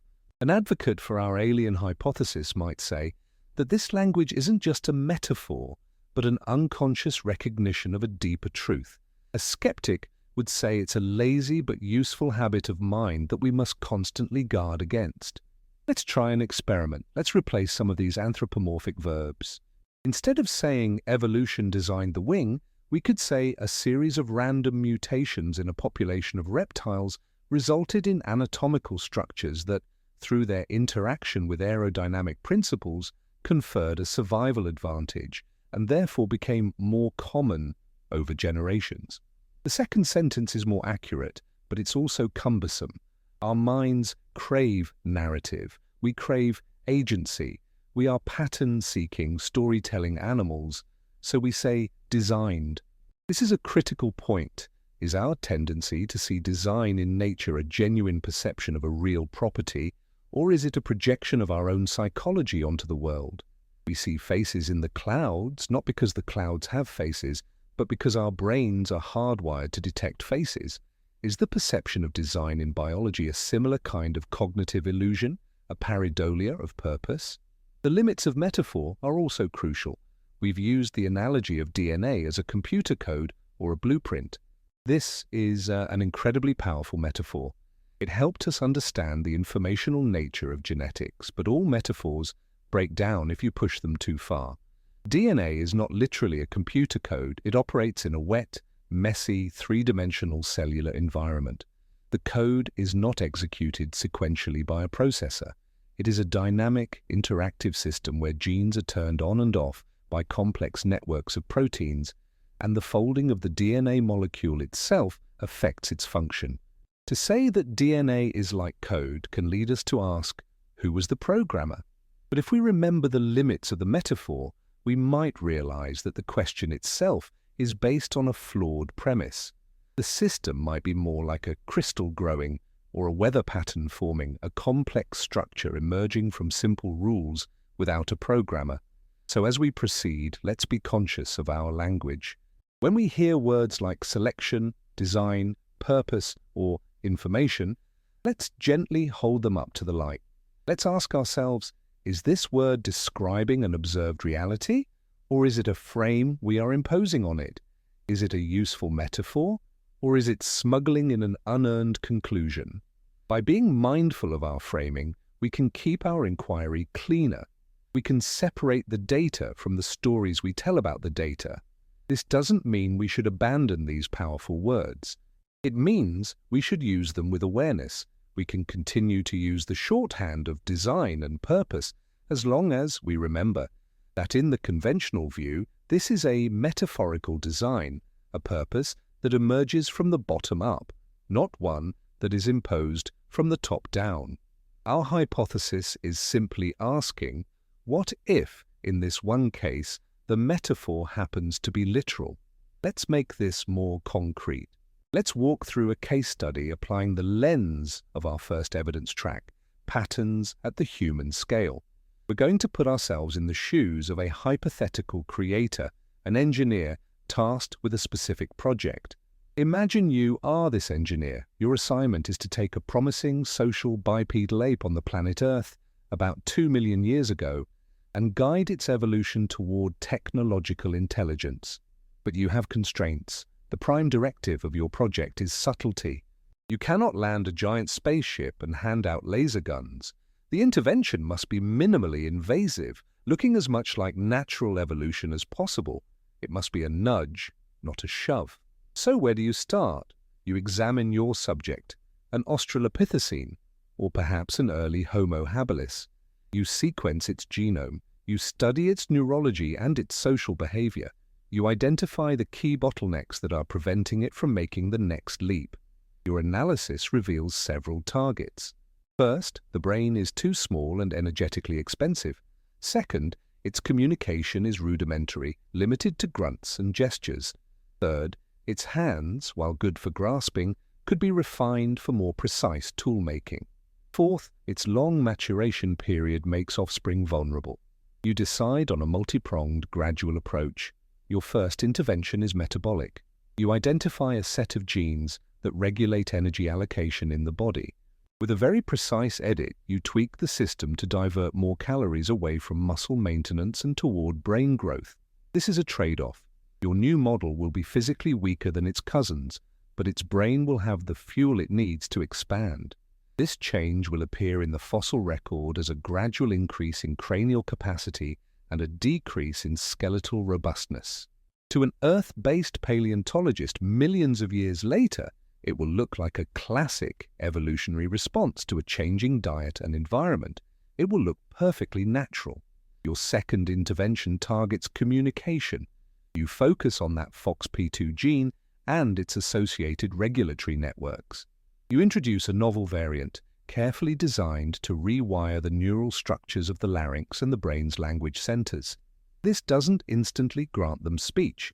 It gives them the capacity for it. It creates the hardware which must then be programmed by culture. The software, language itself, will have to be developed by the creatures themselves over thousands of generations. This again is a subtle touch. You are not implanting a language. You are providing the instrument upon which language can be played. The archaeological evidence for this will be indirect and delayed. For a long time, nothing will seem to have changed. Then, much later, you'll see the explosion of symbolic artifacts that signals the arrival of complex syntactical language. Your third intervention is anatomical. You make small adjustments to the genes controlling hand morphology, slightly changing the proportions of the thumb and fingers to allow for a more precise grip. This will enable the creation of more sophisticated tools, which in turn will drive the selection for better brains to use them. It's a positive feedback loop that you have initiated with a tiny, almost undetectable tweak to the developmental blueprint. Finally, you address the problem of vulnerable offspring and knowledge transfer. You can't shorten the maturation period. A big brain needs a long time to grow and learn. So you do something counterintuitive. You tweak the hormonal and neurological systems to promote pair bonding and a stronger sense of community. You enhance the capacity for altruism and teaching. This ensures that the helpless big-brained infants are better cared for, and that the hard-won knowledge of one generation is more efficiently passed to the next. You are essentially engineering the capacity for culture. From the outside, over the next 2 million years, this process will look like a textbook example of gene-culture coevolution. But you, the engineer, know that you provided the initial, critical pushes that set the whole cascade in motion. You were not a micromanager. You were a catalyst. You gave the system a set of new potentials, and then you sat back and watched as the blind, algorithmic process of natural selection and cultural evolution did the rest of the work for you. This is what a subtle, intelligent intervention might look like. It would not be a miracle. It would be a series of small, strategic adjustments, each one indistinguishable from a natural mutation, but which taken together guide the trajectory of a species toward a desired outcome. Now let's shift our scale dramatically. Let's apply the logic of our second evidence track, systems and feedbacks, to a much larger and more abstract problem. Imagine you are that same engineer, but this time your assignment is not to modify a species, but to prepare an entire planet for long-term habitability. Your canvas is the early Earth, 4 billion years ago. Your goal is to create a biosphere that is stable, resilient, and capable of maintaining life for billions of years, creating a suitable platform for the eventual evolution of complex intelligence. Your primary constraint again is subtlety. The system must appear to run itself. It must look natural. Your first task is to stabilize the climate over geological timescales. You know the star this planet orbits will gradually increase in luminosity over the next few billion years. This is a major problem. Without a regulating mechanism, the planet will overheat and lose its water. You need to design a planetary thermostat. You can't install a physical device. You must use the planet's own chemistry and biology. So you focus on the carbon cycle. You decide to use silicate rock weathering as the core of your long-term thermostat. The process works like this. Carbon dioxide in the atmosphere dissolves in rainwater, forming a weak acid. This acid rain falls on silicate rocks, breaking them down. The weathered minerals wash into the oceans, where marine organisms use them to build their shells of calcium carbonate. When these organisms die, they sink to the seafloor, locking that carbon away in limestone deposits. This process removes CO2 from the atmosphere. Crucially, the rate of weathering is temperature dependent. When the planet is warmer, there is more rainfall and the chemical reactions happen faster, so more CO2 is pulled from the atmosphere, which cools the planet down. When the planet is cooler, the process slows down, allowing volcanic outgassing to build CO2 levels back up, which warms the planet. It's a beautiful negative feedback loop.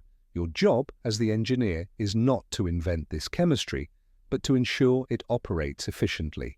You might do this by seeding the early oceans with particular microbes that are exceptionally good at precipitating calcium carbonate. You are essentially fine-tuning the biological component of a geological process. Your next challenge is the atmosphere. The early atmosphere is anoxic. To support large, energetic animals, you need to fill it with free oxygen. This is a massive terraforming project. You decide to use biology to do the work. You design and release a strain of cyanobacteria. But you don't just engineer it for photosynthesis, you engineer it to be incredibly hardy, capable of surviving in the harsh, high UV environment of the early Earth. And you design it to be a little bit leaky, releasing just enough oxygen to slowly, gradually change the world's chemistry without immediately poisoning all other life. You are planning an atmospheric transformation that will take 2 billion years. You have to be patient. Finally, you need to ensure the system is resilient against external shocks like asteroid impacts. You can't prevent the impacts, but you can build a system that can recover from them. You do this by designing redundancy and diversity into the base of the food web. You create multiple, parallel ecosystems based on different chemical pathways.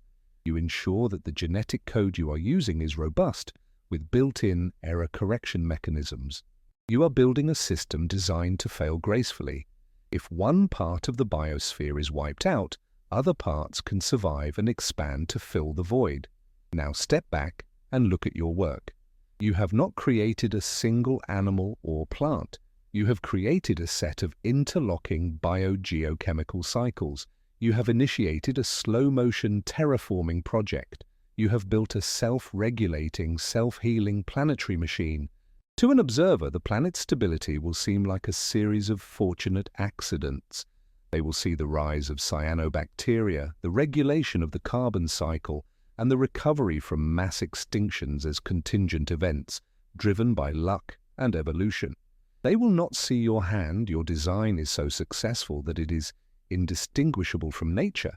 The only clue you have left behind is the sheer, improbable, long-term stability of the system itself. This is the logic of system-level design.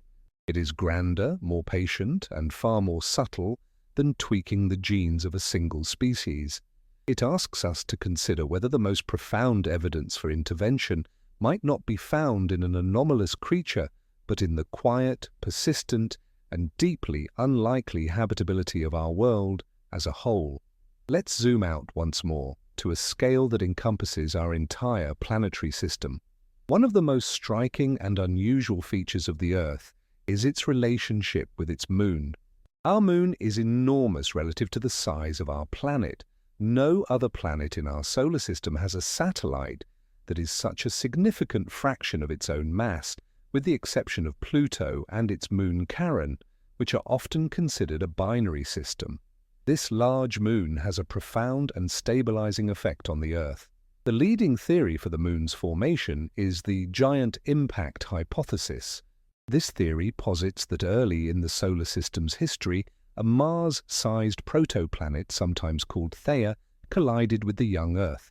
The cataclysmic impact blasted a huge amount of molten rock into orbit, which then coalesced to form the Moon. From a conventional standpoint, this was a random, chaotic, and fantastically lucky event, because what this large, close-by moon gave us is stability. The Earth, like all planets, has a natural wobble in its axis of rotation. This axial tilt is what gives us our seasons, but without the strong gravitational influence of our large moon, this wobble would be much more severe. The Earth's tilt would vary chaotically over long timescales, swinging from nearly 0 degrees to over 85 degrees. This would result in catastrophic climate change. A planet with a high axial tilt would have its poles pointing directly at the sun for part of the year, leading to unimaginably hot summers and frigid winters, likely boiling away the oceans and freezing the atmosphere. The stabilizing effect of the Moon has kept Earth's axial tilt within a narrow, stable range of about 22 to 24.5 degrees for hundreds of millions of years. This has been absolutely critical for the development and survival of complex life. The Moon also drives our ocean tides. The daily rise and fall of the sea created a unique and dynamic environment, the intertidal zone, which may have been a crucial laboratory for life's transition from the sea to the land. The tidal friction between the Earth and the Moon has also had a major effect on the planet's rotation. Early in its history, the Earth spun much faster, with a day that may have been only 5 or 6 hours long. Over billions of years, the Moon's gravity has been pulling on the Earth's tidal bulge, acting as a brake, slowing our rotation to the familiar 24 hours. This slowing had huge consequences, leading to a more moderate climate and less extreme weather patterns. Now let's apply our lens of potential design. If you were an engineer tasked with creating a habitable planet, the Earth-Moon system would be a brilliant piece of work. It solves multiple problems at once.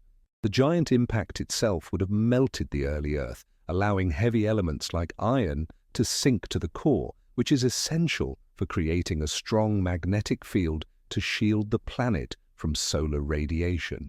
The formation of a large, close moon provides the long-term climate stability needed for complex life to evolve. The tidal braking action lengthens the day, creating more moderate conditions. It's an elegant, multi-purpose solution. From this perspective, the giant impact was not an accident. It was a construction project. The Theia object was not a random protoplanet.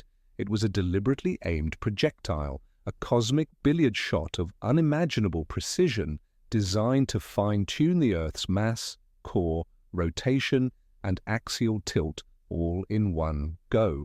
The signature of this design is not an object or a molecule, but the dynamic relationship between two celestial bodies. It's written in the language of gravity, angular momentum, and tidal friction. The conventional explanation, of course, is that this was a fluke, a very, very lucky fluke. And again, we come back to the tension between the anthropic principle and the design hypothesis. The anthropic principle states that we shouldn't be surprised to find ourselves in such a stable system, because unstable systems don't produce observers. The design hypothesis suggests that we should be surprised and that the surprise is a clue. It suggests that the elegant, life-sustaining dance of the Earth and Moon might be a choreographed performance, not a random encounter in the cosmic dark. The question it leaves us with is one of mechanism. How could such a feat of celestial engineering be accomplished? The energies involved are staggering. But we are postulating an intelligence far beyond our own, perhaps a civilization that has mastered gravity and energy on a scale we can't yet comprehend. For such a civilization, moving planets might be no more difficult than it is for us to build a canal or a dam. The creation of a stable, long-term planetary system like the Earth-Moon coupling has profound consequences for the story of life. Let's translate the abstract physics of that system into the lived experience of the biosphere over deep time. The most important consequence is simply time, lots and lots of it. The evolution of complex life is a slow, meandering process. It took nearly 4 billion years to get from the first simple cells to us. This requires an incredibly long period of relative environmental stability. Life needs a predictable stage on which to perform its long evolutionary play. Without the Moon's stabilizing influence, the Earth's climate would have been a chaotic mess. Imagine regular swings in axial tilt that would turn the equator into a polar region and the poles into a torrid zone over the course of a few million years. This is not a time scale on which complex ecosystems can be built. Any progress made during a stable period would be wiped out by the next climatic upheaval. The constant environmental chaos would likely keep life confined to the microbial level, to organisms that can survive extreme conditions and reproduce quickly.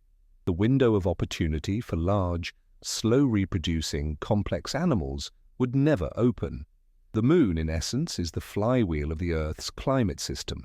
It smooths out the chaotic jerks and lurches, providing the calm, steady background that allowed evolution to accumulate complexity layer by layer over eons. This stability also affects the planet's water budget. A planet with wild axial swings would likely lose its water to space. The extreme temperatures at the poles turned equator would sublimate water vapor high into the atmosphere, where it could be broken apart by solar radiation and stripped away. A stable climate with its relatively cool poles acting as cold traps helps a planet hold on to its precious water over geological time.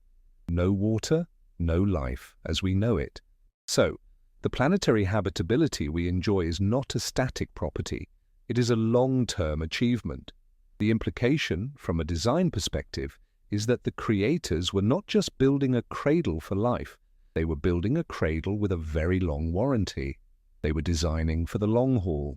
They understood that their ultimate goal, the evolution of intelligence, was a high-stakes, low-probability outcome that required a huge number of rolls of the evolutionary dice. To get that many rolls, you need a casino that doesn't burn down, flood, or freeze over every few million years. This brings a different flavor to the concept of fine-tuning. It's not just that the conditions are right now, it's that they have been kept right enough across an immense stretch of history. The system was designed for persistence. This perspective also makes our current moment feel particularly poignant. The stability of the Earth's climate, which has been a given for the entire history of human civilization, is now being perturbed by our own actions. We are, for the first time, introducing a change to the planetary system that is on a scale and at a speed comparable to some of the major geological events of the past. If we are living in an engineered system, we are like tenants who have started drilling into the foundation and messing with the building's thermostat. The system, as we've discussed, has feedback loops. It is designed to be self-regulating. The danger is that our actions could push the system beyond a tipping point into a new, stable state that is much less hospitable to us. The planet would survive. Life would survive. Gaia would eventually rebalance itself, but we might not be part of that new equilibrium. In this light, the Earth's stability is not a given we can take for granted, but a precious and perhaps artificial inheritance that we are now responsible for stewarding. If the Earth's history is a long story, where is that story written? The most direct text we have is the rock record. Layers of sediment laid down one by one over millions of years act as a planetary archive. In these layers, we find fossils, chemical signatures, and magnetic records that allow us to reconstruct the past. Think of it like a vast, ancient library where most of the books have been burned, and the remaining pages are torn and written in a language we can barely decipher. We are getting better at reading this archive. We can analyze the ratios of oxygen isotopes in ancient marine shells to estimate the temperature of the oceans millions of years ago. We can study the magnetic orientation of iron particles in volcanic rocks to map the movements of the continents. We can examine the chemical composition of air bubbles trapped in ice cores to know what the atmosphere was like hundreds of thousands of years ago. This is the science of paleoclimatology and geology. These archives tell a story of a dynamic but broadly stable planet. They show the great oxygenation event, the ice ages of snowball Earth, the warm periods of the dinosaurs. They show the planet breathing, its systems fluctuating, but always returning to a state that is hospitable to life. Now, if our hypothesis is correct, if there was an intelligent intervention in our planet's past, could we find a signal in this archive? What would a geological signature of engineering look like? It would have to be something that cannot be easily explained by natural processes. A sudden global change in the isotopic ratios of certain elements, for example, or the appearance of an unusual, highly concentrated layer of a specific mineral like the iridium layer that marks the asteroid impact that wiped out the dinosaurs. The iridium layer is, in fact, an interesting case. It is our primary evidence for the impact theory. But for a moment, let's look at it through our lens. What if that asteroid was not a random event? What if it was a deliberate act, a planetary reset button pushed by our hypothetical creators to clear the way for the age of mammals? In this scenario, the iridium layer is not just evidence of an impact, it is the signature of an action. It is a tool mark left in the geological strata. This is, of course, wild speculation. There is no reason to prefer this explanation over the natural one. But it illustrates the kind of signal one might look for, a sharp, global discontinuity in the geological record that corresponds to a major, beneficial leap forward in the story of life. The archive of our own DNA is another place to search. Our genome is a living record of our evolutionary history. It contains genes inherited from our most ancient microbial ancestors, remnants of ancient viral infections, and the genetic scars of population bottlenecks and migrations. Geneticists can use this record as a molecular clock to estimate when different species diverged. Could there be a message hidden in this archive? In 2013, two physicists published a paper titled "The Wow Signal of the Terrestrial Genetic Code." They argued that a specific, highly ordered pattern within the genetic code appears to be statistically so unlikely to have arisen by chance that it could be a candidate for an intelligent signal, a designer's trademark. The scientific community has largely dismissed this claim, arguing that the researchers found a pattern they were looking for, and that natural processes can produce high degrees of order. But again, it points to the type of evidence one could seek. A signal in the archive would not be a flashing light. It would be a subtle statistical anomaly, a pattern that is too ordered, too strange, or too convenient to be easily explained by the known, messy processes of geology and evolution. The problem is that the Earth is a very effective document shredder. Plate tectonics constantly recycles the crust, destroying the oldest rocks. Erosion wears down mountains, and evolution constantly overwrites the genetic code. The archives are incomplete and have been heavily edited over time. Any signal left by a creator billions of years ago would have to be incredibly robust to survive to the present day, or it would have to be embedded in a place that is fundamentally stable, like the mathematical structure of the genetic code itself, or the orbital mechanics of the Earth-Moon system. What can we realistically infer from these deep time archives, and what are the limits of our inference? Given the degraded and incomplete nature of the geological and genetic records, we must be extremely cautious about the conclusions we draw. The constraints are significant. First, we are almost certainly blind to subtle interventions. Let's go back to our case study of the engineer nudging human evolution. The small, precise genetic tweaks they made would be virtually impossible to distinguish from natural mutations when viewed millions of years later. The genetic record simply doesn't have that kind of resolution.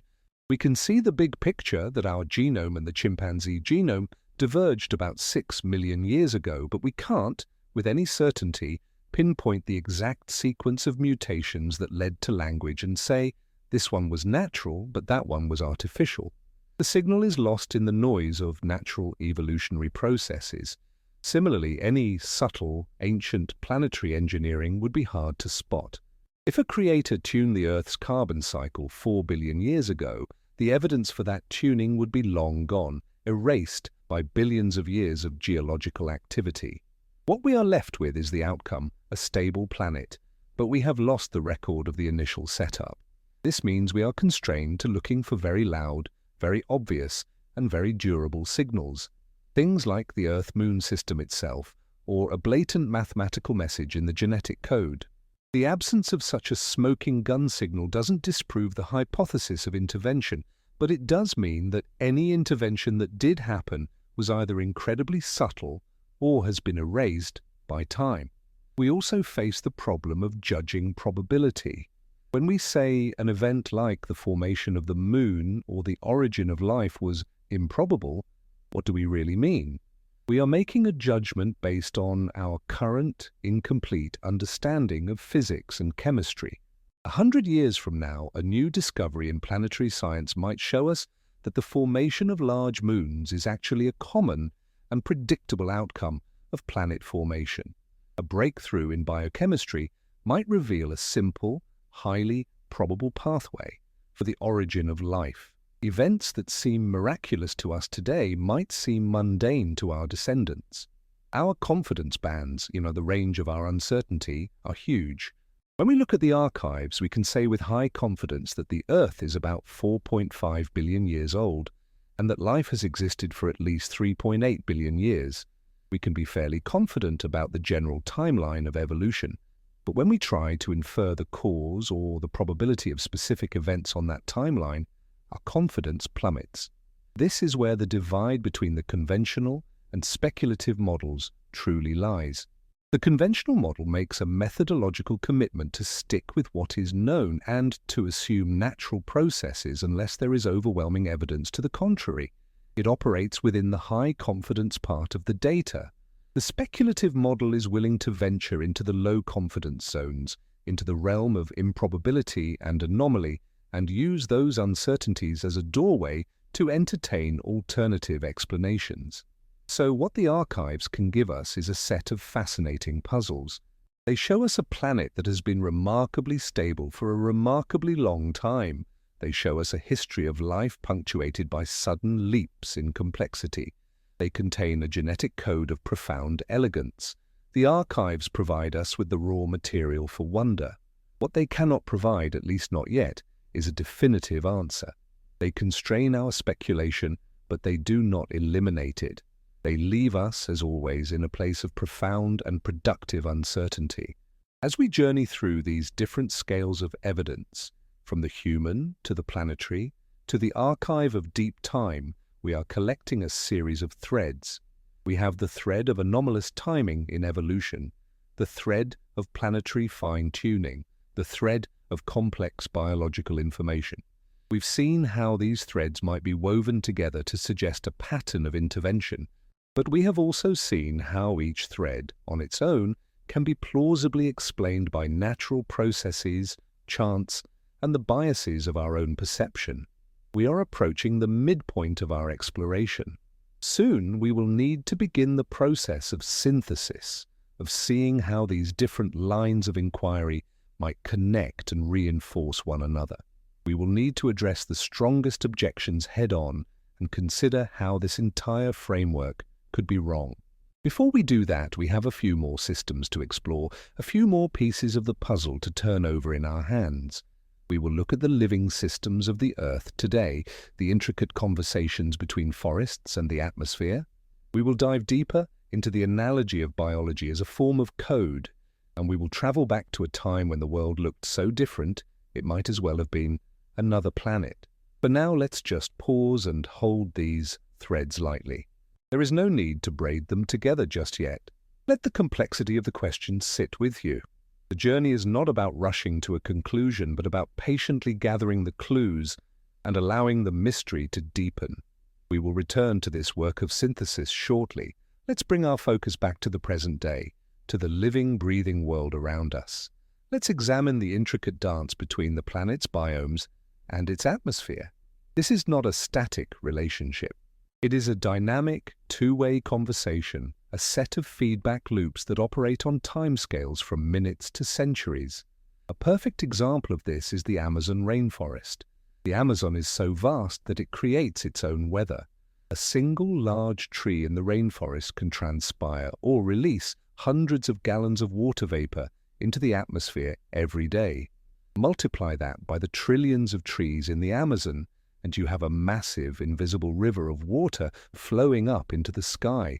This moisture is not passive. As it rises, it cools and condenses, forming clouds. But that's not all. The trees also release a cocktail of volatile organic compounds, the chemicals that give the rainforest its distinctive smell. These tiny particles act as cloud condensation nuclei, the seeds around which raindrops can form. So the forest is not just releasing water, it is actively making rain. This creates a powerful feedback loop. The trees release moisture and chemicals which create clouds and rain.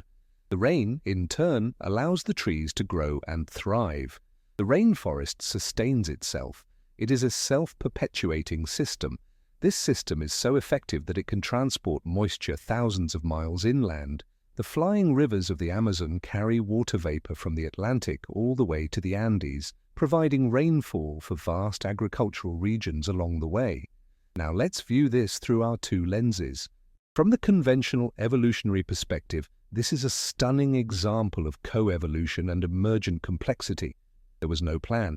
Over millions of years, the plants, the animals, the microbes, the soil, and the atmosphere all evolved together. The species that happened to contribute to the stability of the regional climate were the ones that thrived.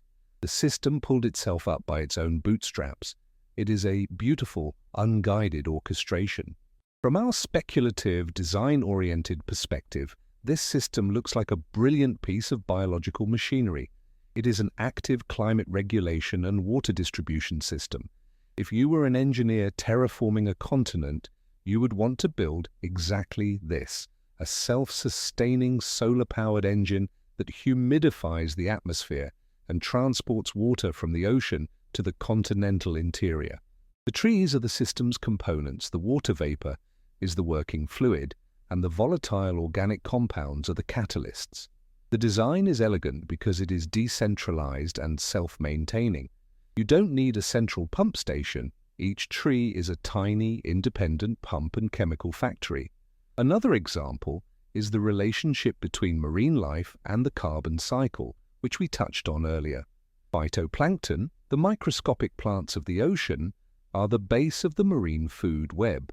Through photosynthesis, they absorb enormous amounts of carbon dioxide from the atmosphere, incorporating it into their bodies. When they die, a fraction of them sink to the deep ocean, a process known as the biological carbon pump. This process sequesters carbon in the deep sea for hundreds or thousands of years, effectively removing it from the atmosphere and helping to regulate the global climate. In the conventional view, this is a happy byproduct of the life cycle of phytoplankton. They are not trying to pump carbon, they are just living and dying. In the design view, the phytoplankton are a key component of the planetary thermostat we discussed earlier. They are the biological regulators of the system, fine-tuned to respond to changes in temperature, nutrients, and CO2 levels in a way that helps maintain global equilibrium. When we look at the world this way, we start to see these conversations everywhere. The boreal forests of the north influence the planet's albedo, or reflectivity. The vast grasslands of the world manage soil carbon. The coral reefs act as buffers for coastlines. The entire biosphere is a network of interconnected climate-regulating systems. We are not living on a passive rock. We are living inside a complex, interactive, biological machine. The question, as always, is whether this machine assembled itself by chance, or whether it was built. A system of complex feedback loops like the one that governs our planet's climate is not infinitely resilient. It has thresholds, it has tipping points.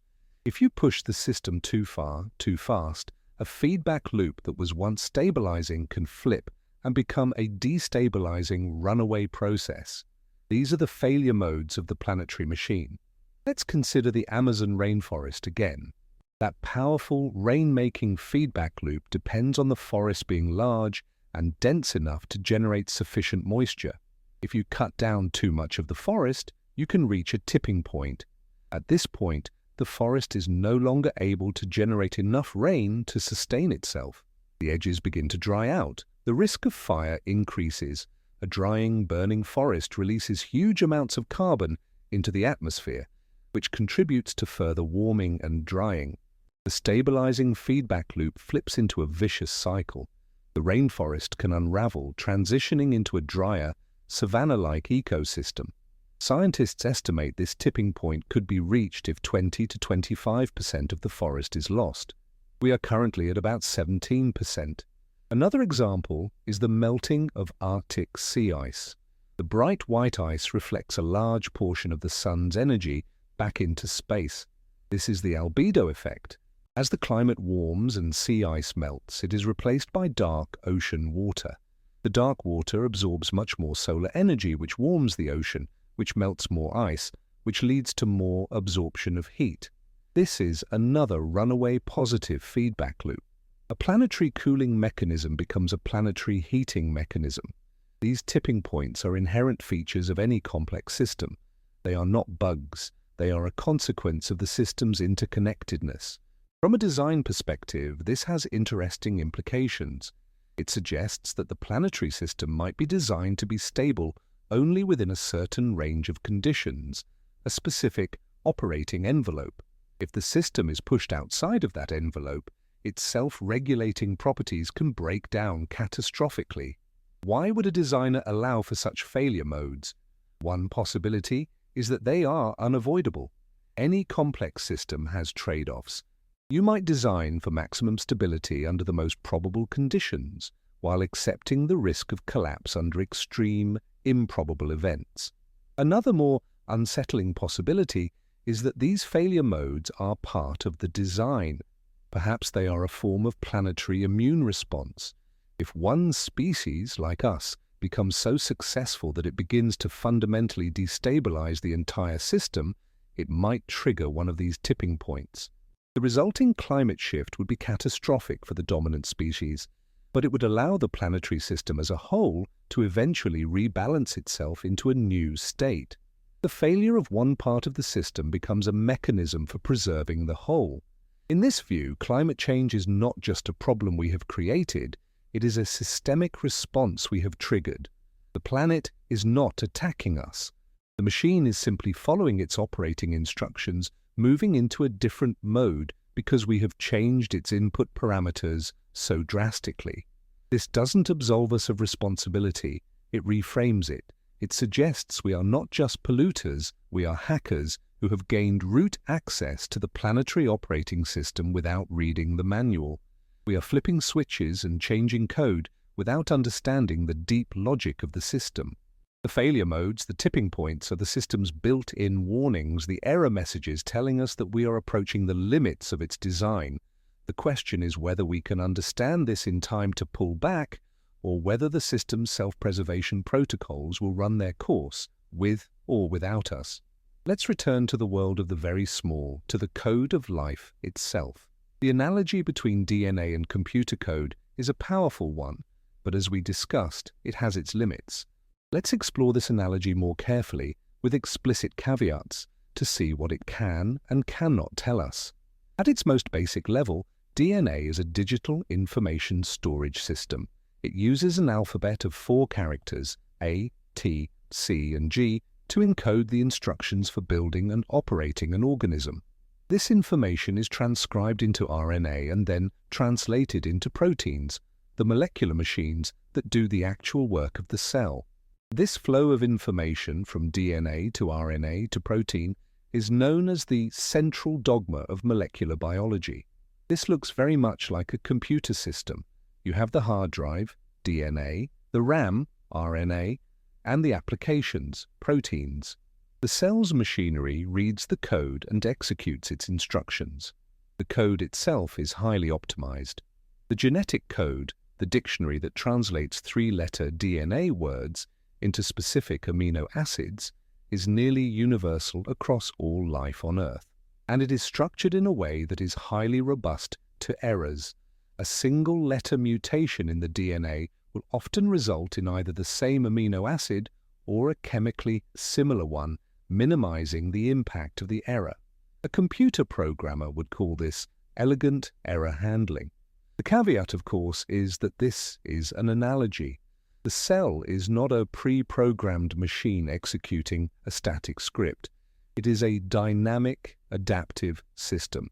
The environment of the cell constantly influences which genes are turned on and off. The DNA itself can be edited and rearranged. It is a much more interactive and wet system than a typical computer. However, let's push the analogy a little further. If we think of the genome as an operating system, then evolution can be seen as a slow process of code development. Random mutations are like a programmer randomly changing bits of the code. Natural selection is like the quality assurance process. If the change causes the program to crash, it's discarded. If it makes the program run slightly better, it's kept for the next version. Over billions of years, this process of random change and filtering can produce highly complex and sophisticated software. This is the conventional view. But what if the original operating system, let's call it BioOS 1, 0 was not written by this random process? What if it was written by an intelligent programmer? In this scenario, the first cell was not the result of a long, slow process of prebiotic chemical evolution, but a fully formed self-replicating system complete with its genetic code and basic metabolic software, which was then released into the wild of the early Earth. The programmer did not write every application that would ever exist. They wrote the kernel, the core operating system, and the basic programming language, and they wrote it to be evolvable. They designed a system that could write its own new code through the processes of mutation and selection. They created an evolutionary algorithm and let it run. This model has a certain appeal. It addresses one of the hardest problems in biology, the origin of the first cell and its complex, information-rich genetic system. It suggests that the hardware and the initial software were designed, but that all subsequent software was generated by the system itself. This would explain why life looks designed at its most fundamental level, the genetic code, the basic cell structure, but also shows all the hallmarks of a messy, contingent evolutionary process at higher levels. The programmer provided the architecture, but the history of life is the story of how that architecture was used, modified, and built upon by a blind, algorithmic process. The signature of this design would not be a specific gene for an eye or a wing. It would be in the syntax and grammar of the genetic language itself. It would be in the elegance and robustness of the error correction codes. It would be in the fundamental architecture of the cell's information processing system. It would be, as the physicists who wrote the Wow signal paper suggested, a kind of trademark embedded in the most foundational layer of the code, a signature that says, "This system was composed." This is a deeply speculative idea, and it is not supported by direct evidence, but it is a powerful way to frame the mystery of life's origins. It takes our computer analogy seriously and asks, does the operating system of life look more like something that was written or something that just happened? If we extend the biology as code analogy, it gives us a new way to think about the apparent imperfections in the living world. A common critique of any design hypothesis is the prevalence of bad design in nature. Things like the vertebrate eye's blind spot, the cumbersome path of the recurrent laryngeal nerve in mammals, or our own appendix. Why would a designer create such kludgy, suboptimal systems? The analogy to software development is surprisingly helpful here. No complex piece of software is perfect. It is full of bugs, legacy code, and inefficient patches. A software developer working on a new version of an operating system doesn't usually rewrite the whole thing from scratch. They build on the existing code base. They have to maintain backward compatibility. They add new features by writing patches that work around the quirks of the old system. The result is a system that works and may even be very powerful, but is far from perfectly elegant or optimal. This is a perfect description of the biological world. Evolution is the ultimate legacy programmer. It can only work with the materials it has. It can't go back and redesign the vertebrate eye from first principles to get rid of the blind spot. It has to work with the eye it inherited. The recurrent laryngeal nerve, which takes a bizarre detour from the brain down into the chest and back up to the larynx, is a result of our evolutionary history as fish, where the path was direct.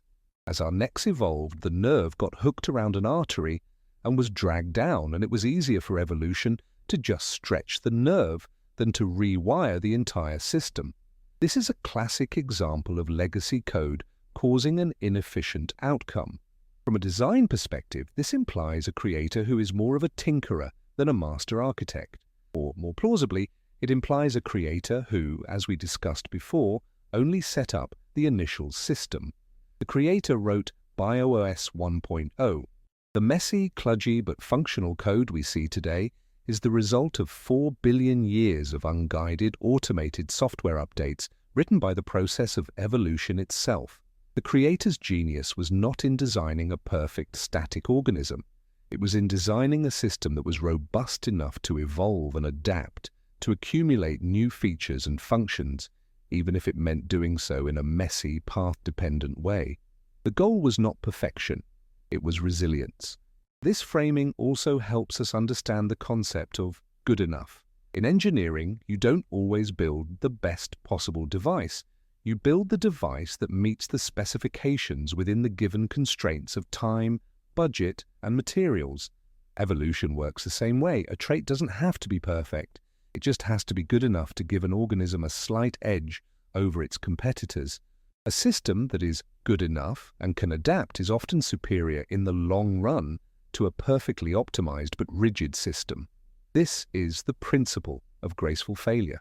A well-designed system, whether it's a bridge, a computer network, or a biosphere, should not fail catastrophically when one small part breaks. It should degrade gracefully. It should have redundancies. The imperfections we see in biology can be seen as a sign of this robustness. The system has backups, it has workarounds. It can tolerate a surprising amount of damage and still function. So the apparent flaws in biology, far from being a fatal blow to the design hypothesis, can actually be reinterpreted in its favor, provided we are willing to let go of the idea of a perfect, omnipotent creator. If we instead imagine a pragmatic engineer designing a self-updating, resilient system, then the messiness of life is not a contradiction. It is an expected and perhaps even intended feature of the design. Let's transport our minds back in time to a world that would be utterly alien to us. Let's go back 300 million years to the late Paleozoic era. The continents of the Earth are not arranged as they are today. They have drifted together, colliding in a slow-motion crash over hundreds of millions of years to form a single, immense supercontinent. We call it Pangaea. Imagine standing on this landmass. The familiar shapes of our world are gone. North America is crammed against Europe and Africa. South America is tucked into Africa's western coast. India, Australia, and Antarctica are joined together at the southern pole.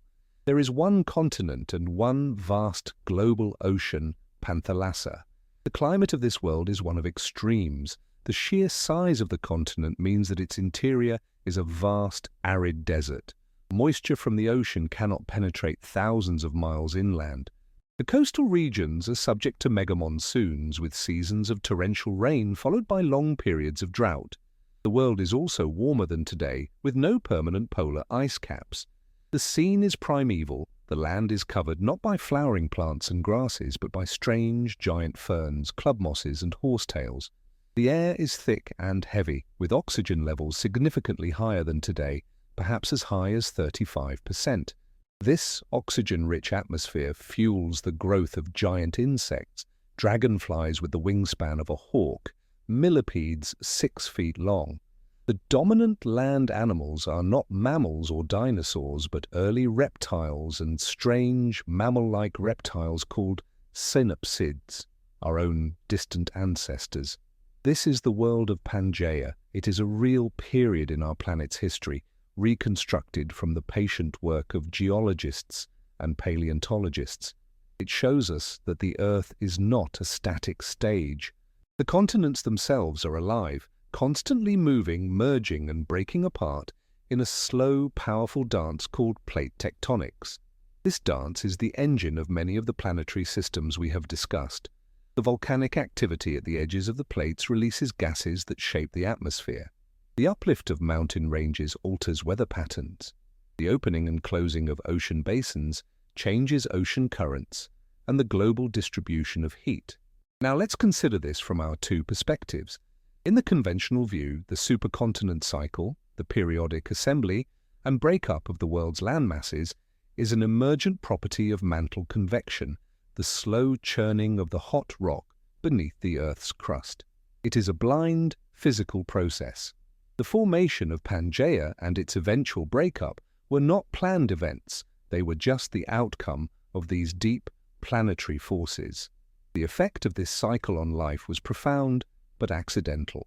From our speculative, design-oriented view, the supercontinent cycle could be seen as a crucial part of the planet's long-term regulatory machinery. The assembly of a supercontinent like Pangaea creates a harsh, stressful environment for life.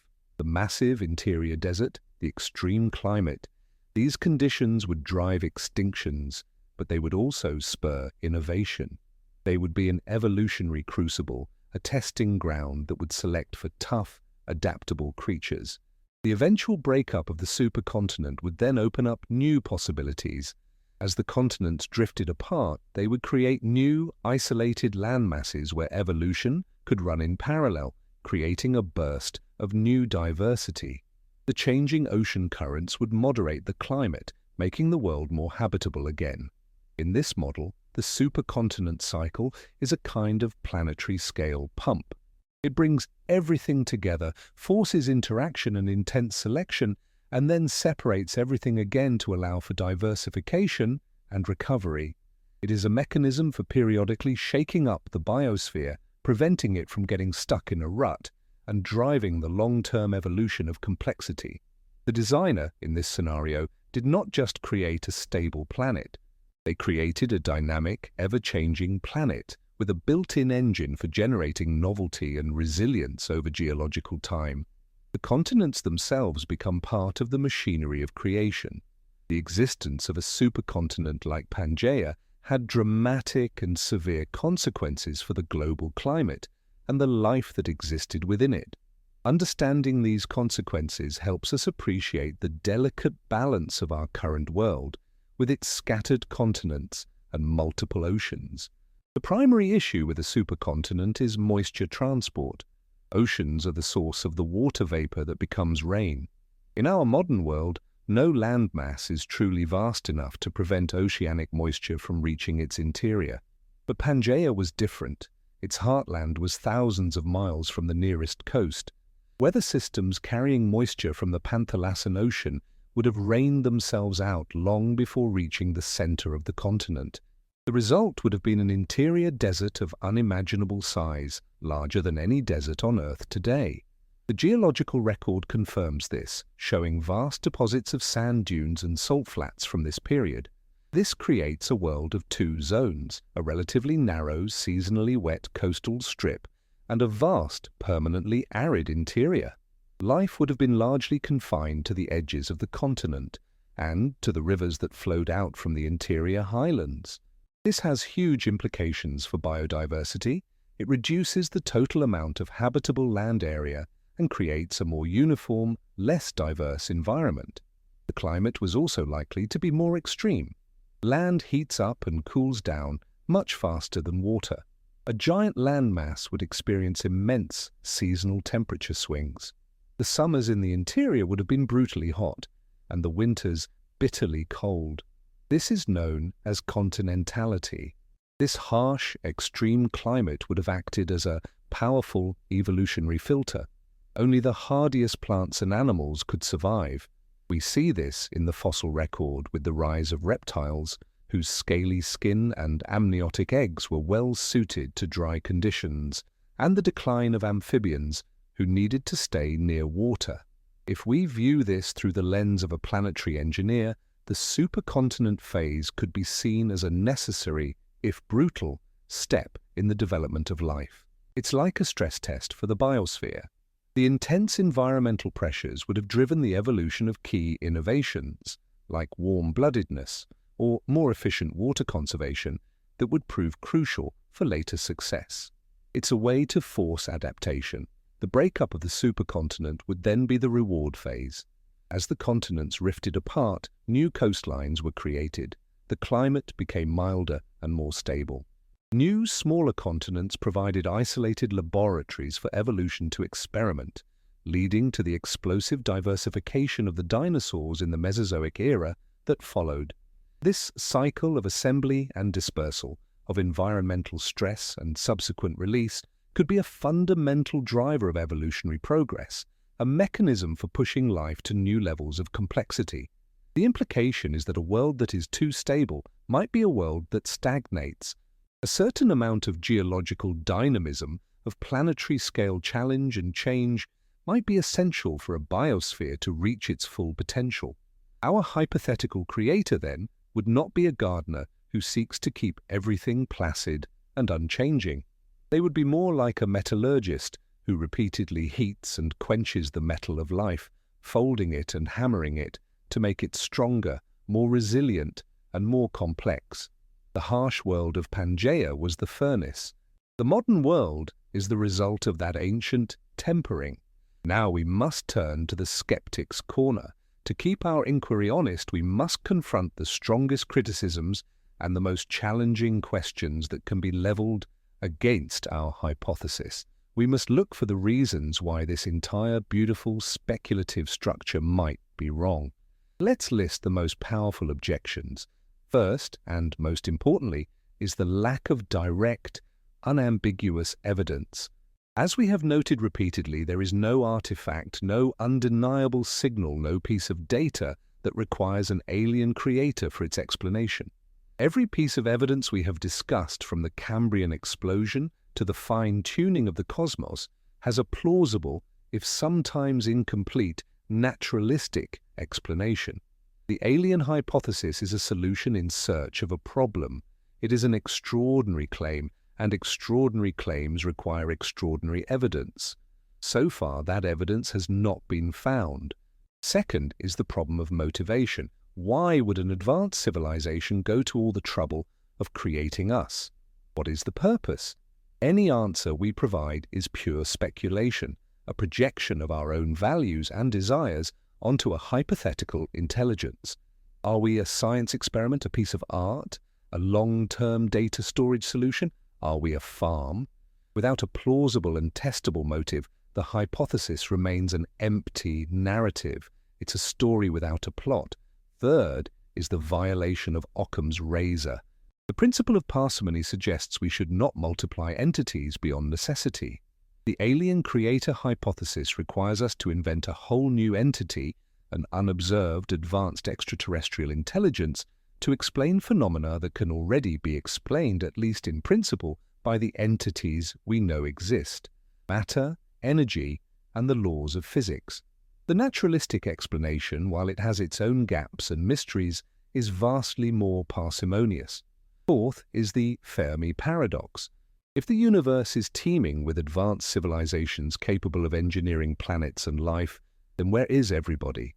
Why do we see no evidence of them? No signals, no probes, no galactic engineering projects. The universe appears silent, empty. This great silence is a profound challenge to the idea that technological life is common. While there are many potential solutions to the Fermi paradox, perhaps they are hiding, perhaps they are uninterested in us, perhaps we are looking in the wrong way, the simplest solution is that they are not there. We might, in fact, be the first, or one of the first, intelligent species to arise. Now let's consider potential falsifiers. What is a piece of evidence we could discover that would decisively disprove our hypothesis? This is difficult because the hypothesis is very flexible. But here are a few possibilities. The discovery of a clear, simple, and highly probable pathway for the chemical origin of life on Earth would severely weaken the panspermia or seeding argument. If we could create life in a lab under plausible early Earth conditions, the need to invoke an external creator would diminish significantly. Another falsifier would be the discovery of an independent origin of life right here in our own solar system. If we found a second Genesis, a form of life on Mars or Europa that was clearly not related to Earth life, it used a different chemistry or a different genetic code, it would suggest that life is not a rare and improbable event, but a common outcome of planetary chemistry. This would make the idea of a special, directed creation on Earth much less likely. Finally, a more complete understanding of evolutionary biology might reveal developmental pathways and genetic mechanisms that can generate vast amounts of new information and complexity very quickly. If we can fully account for the Cambrian explosion using purely naturalistic, genetic, and ecological models, then another key piece of supporting evidence for the design hypothesis would dissolve. These are the challenges we must hold in our minds. The lack of evidence, the problem of motive, the violation of parsimony, the great silence, and the existence of potential scientific falsifiers. These are the strong winds against which our speculative kite must fly. Acknowledging them doesn't mean we must abandon our inquiry, but it does mean we must proceed with an even deeper sense of humility and intellectual caution. Let's take a moment to step back from the evidence itself and reflect on the process of our investigation. We are like detectives trying to solve a very cold case. The events we are investigating happened millions or billions of years ago. The witnesses are gone. The crime scene has been contaminated and weathered by time. Most of the evidence has been destroyed. We are left with a few scattered, ambiguous clues. In a situation like this, the mindset of the detective becomes paramount. A key part of that mindset is the management of priors. A prior is the set of beliefs or assumptions you bring to an investigation before you even look at the first piece of evidence. If a detective starts with a strong prior, I'm sure the butler did it, they are likely to fall into confirmation bias, only seeing the clues that fit their theory and ignoring the ones that don't. Our investigation of origins is no different. The conventional scientific approach operates with a strong, naturalistic prior. It assumes that all phenomena can be explained by natural laws and processes without recourse to supernatural or intelligent agency. This is not a dogma. It is a methodological choice that has been incredibly successful. It forces scientists to keep looking for physical explanations, to not give up and say, it must have been a miracle. Our thought experiment tonight has been an exercise in deliberately relaxing that prior. We have said, let's just assume for a moment that an intelligent agency was involved and see where that leads us. This allows us to see the data in a new light, to notice anomalies and patterns that might otherwise be dismissed as mere noise or coincidence. The danger, of course, is that if we relax our prior too much, we can end up seeing patterns everywhere, connecting unrelated dots, and building a grand conspiracy theory out of thin air. The key is to hold both perspectives in a kind of mental tension, to be able to switch back and forth between the naturalistic prior and the design prior, using each as a tool to critique the other. Another aspect of the detective's mindset is a focus on anomalies. An anomaly is a clue that doesn't fit the dominant story. For the detective, it's the locked room with no window, the alibi that's just a little too perfect. For us, the anomalies are things like the suddenness of the Cambrian explosion, the sheer number of just right constants for life, the origin of the genetic code. The naturalistic story has explanations for these things, but they are often the most strained and least confident parts of the narrative. Our hypothesis takes these anomalies and moves them from the margins to the center of the story. It says, these aren't just inconvenient details, these are the whole point. This is the signal. The challenge is to distinguish a genuine anomaly from a simple gap in our current knowledge. Many anomalies in the history of science have disappeared as our understanding has grown. Finally, we must constantly be aware of the problem of erasure. Time erases evidence. Tectonics, erosion, and extinction are powerful forces of destruction. It is entirely possible that incontrovertible proof of alien intervention existed on Earth 1 billion years ago, a monolith, a crashed ship, a genetic marker, and has since been utterly destroyed. If the intervention was subtle and ancient, its traces may be gone forever. This means we may be in a position where we can never truly know the answer. We might be doomed to forever speculate, to weigh the probabilities and the philosophical arguments, without ever finding the smoking gun. This can be a frustrating realization, but it can also be a liberating one. It releases us from the burden of needing to be right. It allows us to embrace the investigation itself as the point of the exercise.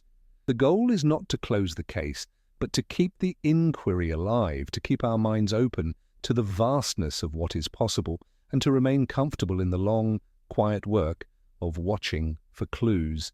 And so with this mindset, we can now reopen our main thread. After soaring through deep time and across the vastness of planetary systems, let's bring our awareness back.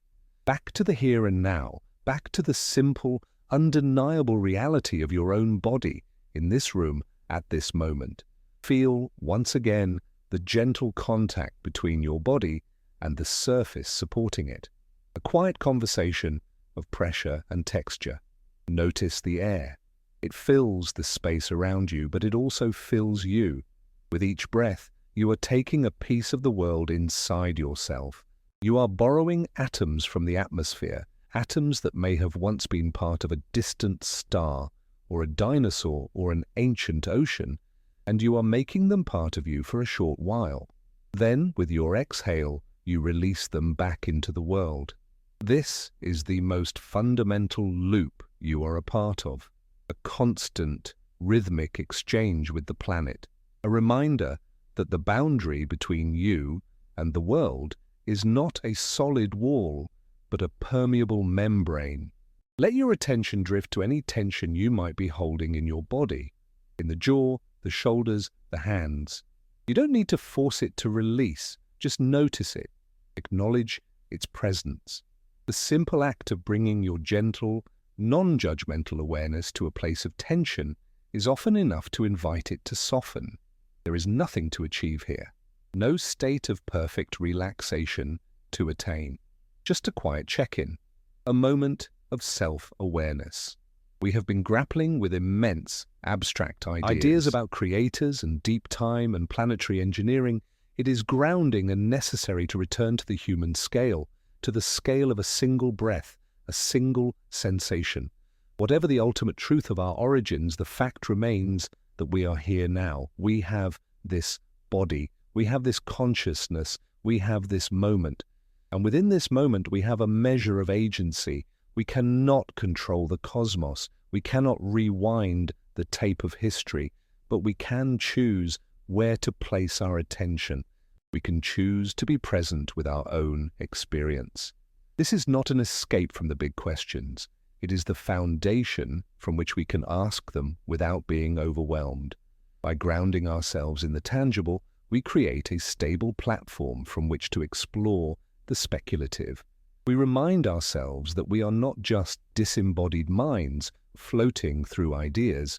We are embodied creatures, part of the very biosphere we have been discussing. The systems we have been exploring are not just out there. They are in here. The carbon cycle is in your breath. The water cycle is in your blood. The long history of evolution is in your DNA. This human-scale reset is a reminder that the cosmic and the personal are not separate. They are interwoven. And so feeling the weight of your own body, the rhythm of your own breath, let's once more turn our gaze outward, knowing that our feet are firmly on the ground. Every system, whether it's a star, a planet, or a living cell, is governed by the flow of energy. To understand how a system works, you have to follow the money. And in the economy of the universe, the currency is energy. Let's look at our planet through this lens. The Earth's energy budget is dominated by a single massive source, the sun. Solar radiation is the primary driver of our climate, our weather, and nearly all of our biosphere. Photosynthesis is the process that converts this incoming solar energy into chemical energy, forming the base of almost every food chain on the planet. A small amount of energy comes from the Earth's own internal heat, a remnant of its formation and the decay of radioactive elements in the core. This geothermal energy drives plate tectonics and powers deep-sea hydrothermal vents, supporting ecosystems that are independent of the sun. The key to Earth's long-term habitability is the balance in this energy budget. The amount of energy coming in from the sun must, on average, equal the amount of energy the Earth radiates back out into space. If the incoming energy is greater than the outgoing, the planet heats up. If the outgoing is greater, the planet cools down. This is the fundamental physics of climate. Several factors influence this balance. The sun's output can vary. The Earth's orbit and tilt change over long cycles, altering the amount and distribution of incoming sunlight. And, crucially, the composition of the atmosphere determines how much energy is trapped before it can escape. Greenhouse gases, like carbon dioxide and methane, are transparent to incoming visible light from the sun, but they are opaque to the outgoing infrared radiation, heat, from the Earth's surface. They act like a blanket, trapping heat and keeping the planet warmer than it would otherwise be. This is a good thing to a point. Without the natural greenhouse effect, the Earth would be a frozen ice ball. Now let's apply our design lens to this energy system. If you were an engineer designing a habitable planet, managing the energy budget would be your top priority. You would need to create a system that could maintain a stable temperature even as external factors like the sun's brightness changed over billions of years. How would you do this? You would build in regulatory feedback mechanisms that control the planet's greenhouse gas concentration and its albedo reflectivity. This brings us back to the systems we've already discussed. The carbon cycle, driven by geology and biology, is the primary long-term thermostat. The biological carbon pump in the oceans and the cloud-seeding activity of marine algae are the fine-tuning knobs on that thermostat. The growth and decay of forests and ice sheets, which alter the planet's reflectivity, are other control surfaces. The entire biosphere can be seen as a vast, complex, solar-powered machine for managing the planet's energy flows. It actively manipulates the atmosphere and the surface to keep the energy budget in balance. From this perspective, the emergence of life was not just a happy accident that happened on a planet with the right energy budget. The emergence of life was the mechanism for creating and maintaining the right energy budget. The designer didn't just put life on a habitable planet. The designer used life to make the planet habitable. This reframes the relationship between life and the environment. Life is not a passive passenger, it is the driver. Or more accurately, it is the ship's crew, constantly trimming the sails and adjusting the ballast to keep the vessel on a steady course through the changing seas of cosmic time. The implication is that the fundamental parameters of the system, the planet's distance from the sun, the composition of its atmosphere, the presence of liquid water, were not just a lucky starting point. They were the initial specifications for a self-regulating energy management system, a system that would then be run and maintained by the living organisms it was designed to support. The signature of the design is not in the hardware, but in the sophisticated, adaptive software of the biosphere that regulates the flow of energy through the entire system. When we look at a complex system like the Earth's energy budget, we realize there are often multiple ways to achieve the same outcome. This is a concept known as equifinality. A system can reach the same end state from different starting points and through different paths. This complicates our search for a clear signature of design. Let's do a sensitivity analysis. Imagine our hypothetical planetary engineer. They have the goal of maintaining a stable temperature on Earth. They could achieve this in several ways. They could tweak the planet's orbit, moving it slightly further from the sun to counteract the star's increasing luminosity. This is a purely physical intervention. Or they could focus on the atmosphere, designing a biosphere that is highly efficient at drawing down carbon dioxide over time. This is a biogeochemical intervention. Or they could focus on the planet's albedo, promoting the growth of reflective ice caps or light-colored vegetation in a way that balances the energy budget. This is a surface-level intervention. All three of these strategies could potentially work. A sophisticated designer might even use a combination of all three. This creates a problem for us as investigators. If we see that the planet's temperature has remained stable, we can't be sure which mechanism was responsible. The outcome is clear, but the process is ambiguous. This leads to a second-order trade-off. Each of these potential solutions has its own costs and benefits. Modifying a planet's orbit is a massive undertaking, but it's a set-it-and-forget-it solution that might be stable for billions of years. Designing a biological regulation system is more subtle, but it's also more complex and could have unintended consequences if the biology evolves in unexpected ways. Manipulating the albedo might be effective in the short term, but it could be vulnerable to shocks like volcanic eruptions that cover the surface in dark ash. The choice of which strategy to use would depend on the designer's priorities.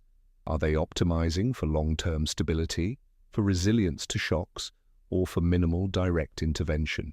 Without knowing the designer's utility function, the set of goals and constraints they were working with, it's very difficult to judge the elegance or intentionality of the solution we observe. We are left in a state of uncertainty. We can see that the system works, but we can't definitively reverse engineer the design choices that were made. This is our uncertainty budget.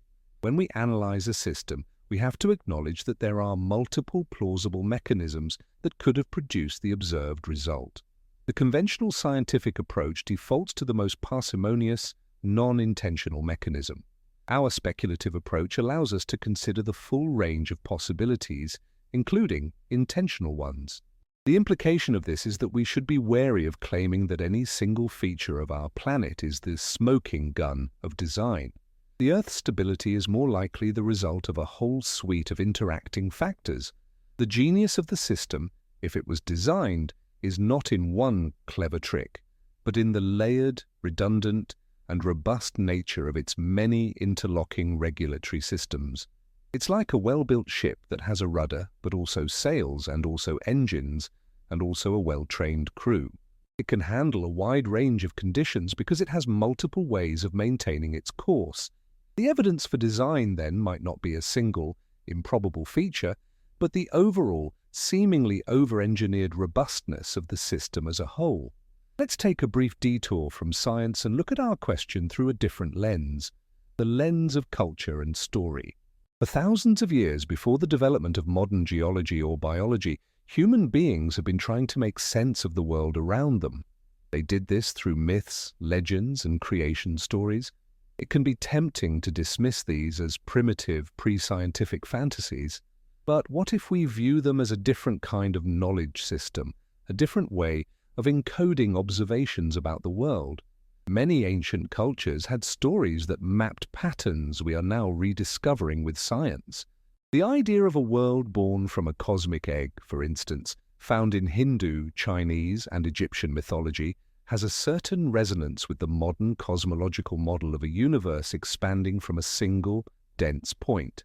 The concept of a great flood, a story found in hundreds of cultures around the world, from the Epic of Gilgamesh to the legends of the indigenous peoples of the Americas, could be a cultural memory of the rapid sea level rise that occurred at the end of the last ice age. These stories are not scientific papers, but they may be a form of deep time memory, observations of real environmental events passed down through generations and encoded in the powerful, memorable form of a story.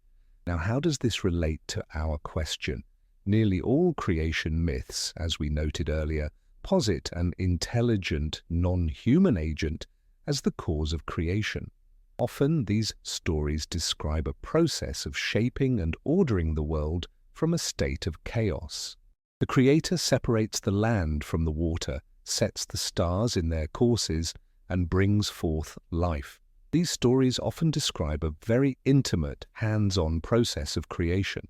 The god or gods sculpt the first humans from clay, or wood, or corn. This is a very different model from our subtle systems engineering alien. But what if these myths are a kind of folk memory, a deeply distorted echo of a real event? What if the gods who came from the sky were the ancient astronauts of our hypothesis? What if the act of separating the land from the water is a mythic description of a planetary engineering project? What if the story of being sculpted from clay is a metaphor for a process of genetic engineering? This is a very delicate and speculative bridge to build. It's the territory of Erich von Däniken, and we must be extremely cautious not to repeat the mistake of taking these stories as literal, technical manuals. They are clearly not. But we can make a more modest claim. We can observe that the human psyche seems to have a deep-seated predisposition to interpret the world in terms of agency and intention. When we look at the complexity and order of the world, our narrative instinct is to posit a creator. The skeptic would say this proves nothing about the world. It only proves something about our minds. It's the cognitive illusion of design we discussed earlier. The proponent of our hypothesis might suggest that this intuition is not an illusion. It is a faint, lingering memory of our own making.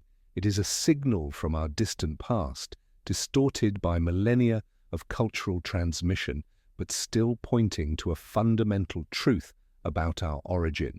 We cannot use myths as evidence, but we can see them as part of the dataset of human experience. The persistence of the creation narrative across cultures and across time is in itself a fascinating pattern. It tells us that the question we are asking tonight is not a modern scientific invention. It is one of the oldest and most human questions of all. We have always looked at the world and at ourselves and wondered who or what made all this. We have now traveled through many different domains. We've looked at the human scale, the planetary scale, and the scale of deep time. We've considered feedback loops, energy budgets, and the nature of the archives that store the story of the past. We have explored the idea of biology as a kind of code, and we have touched on the way our own myths and stories seem to echo the questions we are asking. We are holding many threads in our hands. Now, the time is coming to see if they can be woven together. We are approaching a turn in our journey. So far, we have been operating largely within a binary framework. Was it chance or was it design? Was it natural or was it artificial? This is a useful starting point, but it may be too simple. The world is rarely black and white.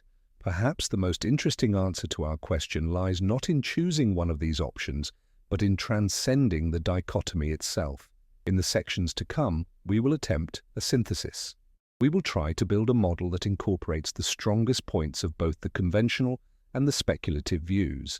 We will reframe the question, moving away from a simple yes or no and toward a more nuanced spectrum of possibilities. What if the answer is not either or, but both and? What if the line between a natural process and an artificial one is blurrier than we think?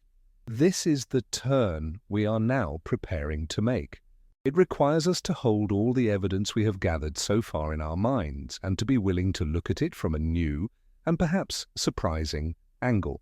The entire structure of our inquiry so far has been built around a central opposition: natural, unguided evolution on one side and artificial, intelligent creation on the other. This binary has been a useful scaffold. It has allowed us to compare and contrast two powerful explanations for our existence. But now let's gently dismantle that scaffold. Let's consider that this sharp distinction between the natural and the artificial might be an illusion, a projection of our own limited experience. We are used to a world where there is a clear difference between a rock, natural, and a watch, artificial. The rock is the product of impersonal geological forces. The watch is the product of a conscious, deliberate designer. But what if, at a cosmic scale, this distinction dissolves?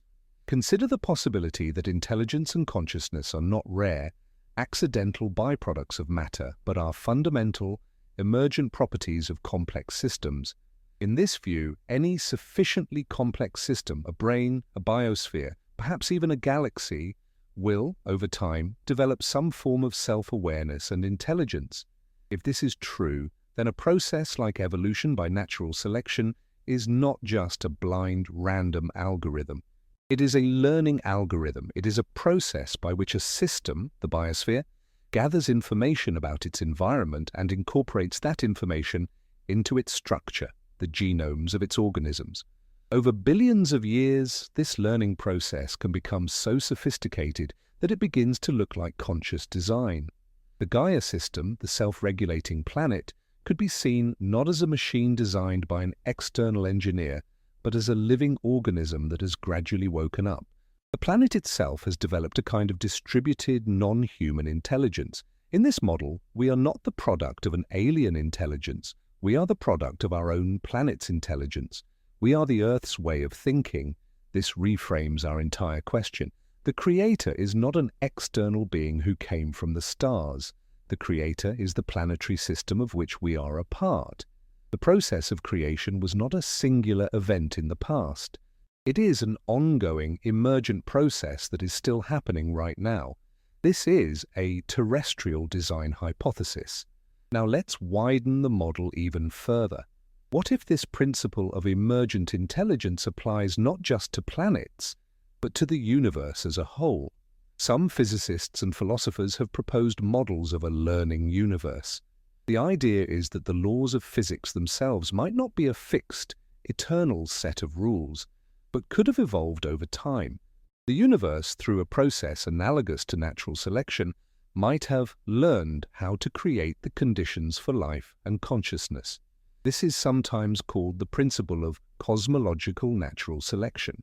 In this view, our universe is a product of a vast cosmic evolution.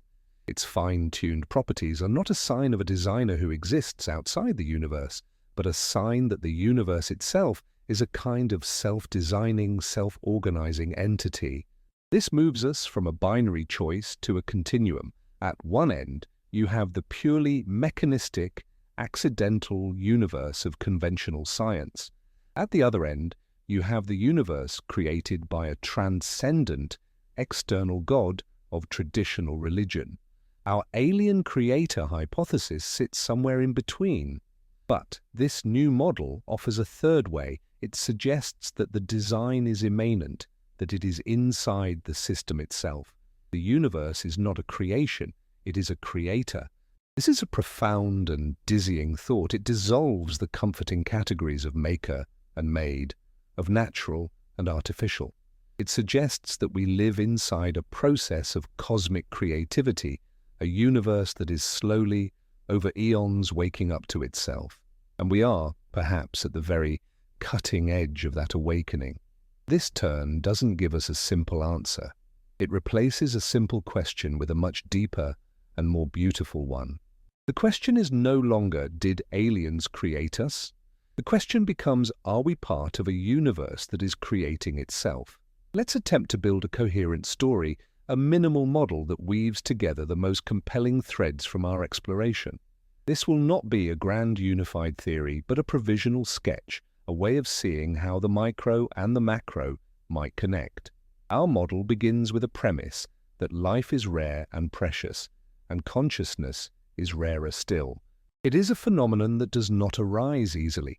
It requires a long and specific set of circumstances. An ancient, advanced intelligence in the universe, let's call them the gardeners, recognized this. Perhaps they were the first to achieve consciousness, and they felt a responsibility to propagate it. Or perhaps they were lonely. Their motivation is not important for the model.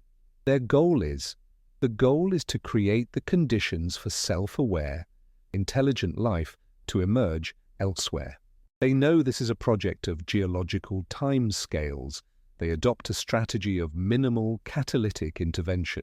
Their approach is one of planetary systems engineering. They identify a young, promising star system with a rocky planet in the habitable zone. This is the early Earth. Their first action is a feat of celestial mechanics.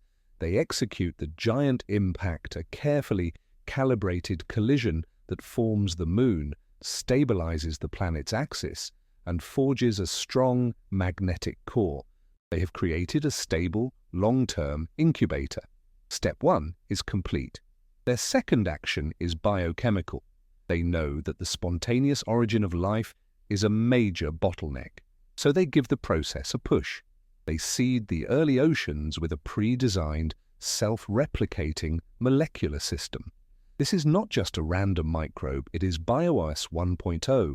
It is a robust, evolvable genetic system, complete with a universal code and error correction protocols. It is designed to be the foundational operating system for an entire biosphere. It may even contain the core subroutines for the major biogeochemical cycles that will be needed later. They have planted the seed. Step 2 is complete.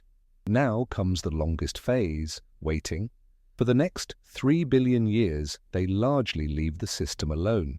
They let the evolutionary algorithm they have initiated do its work.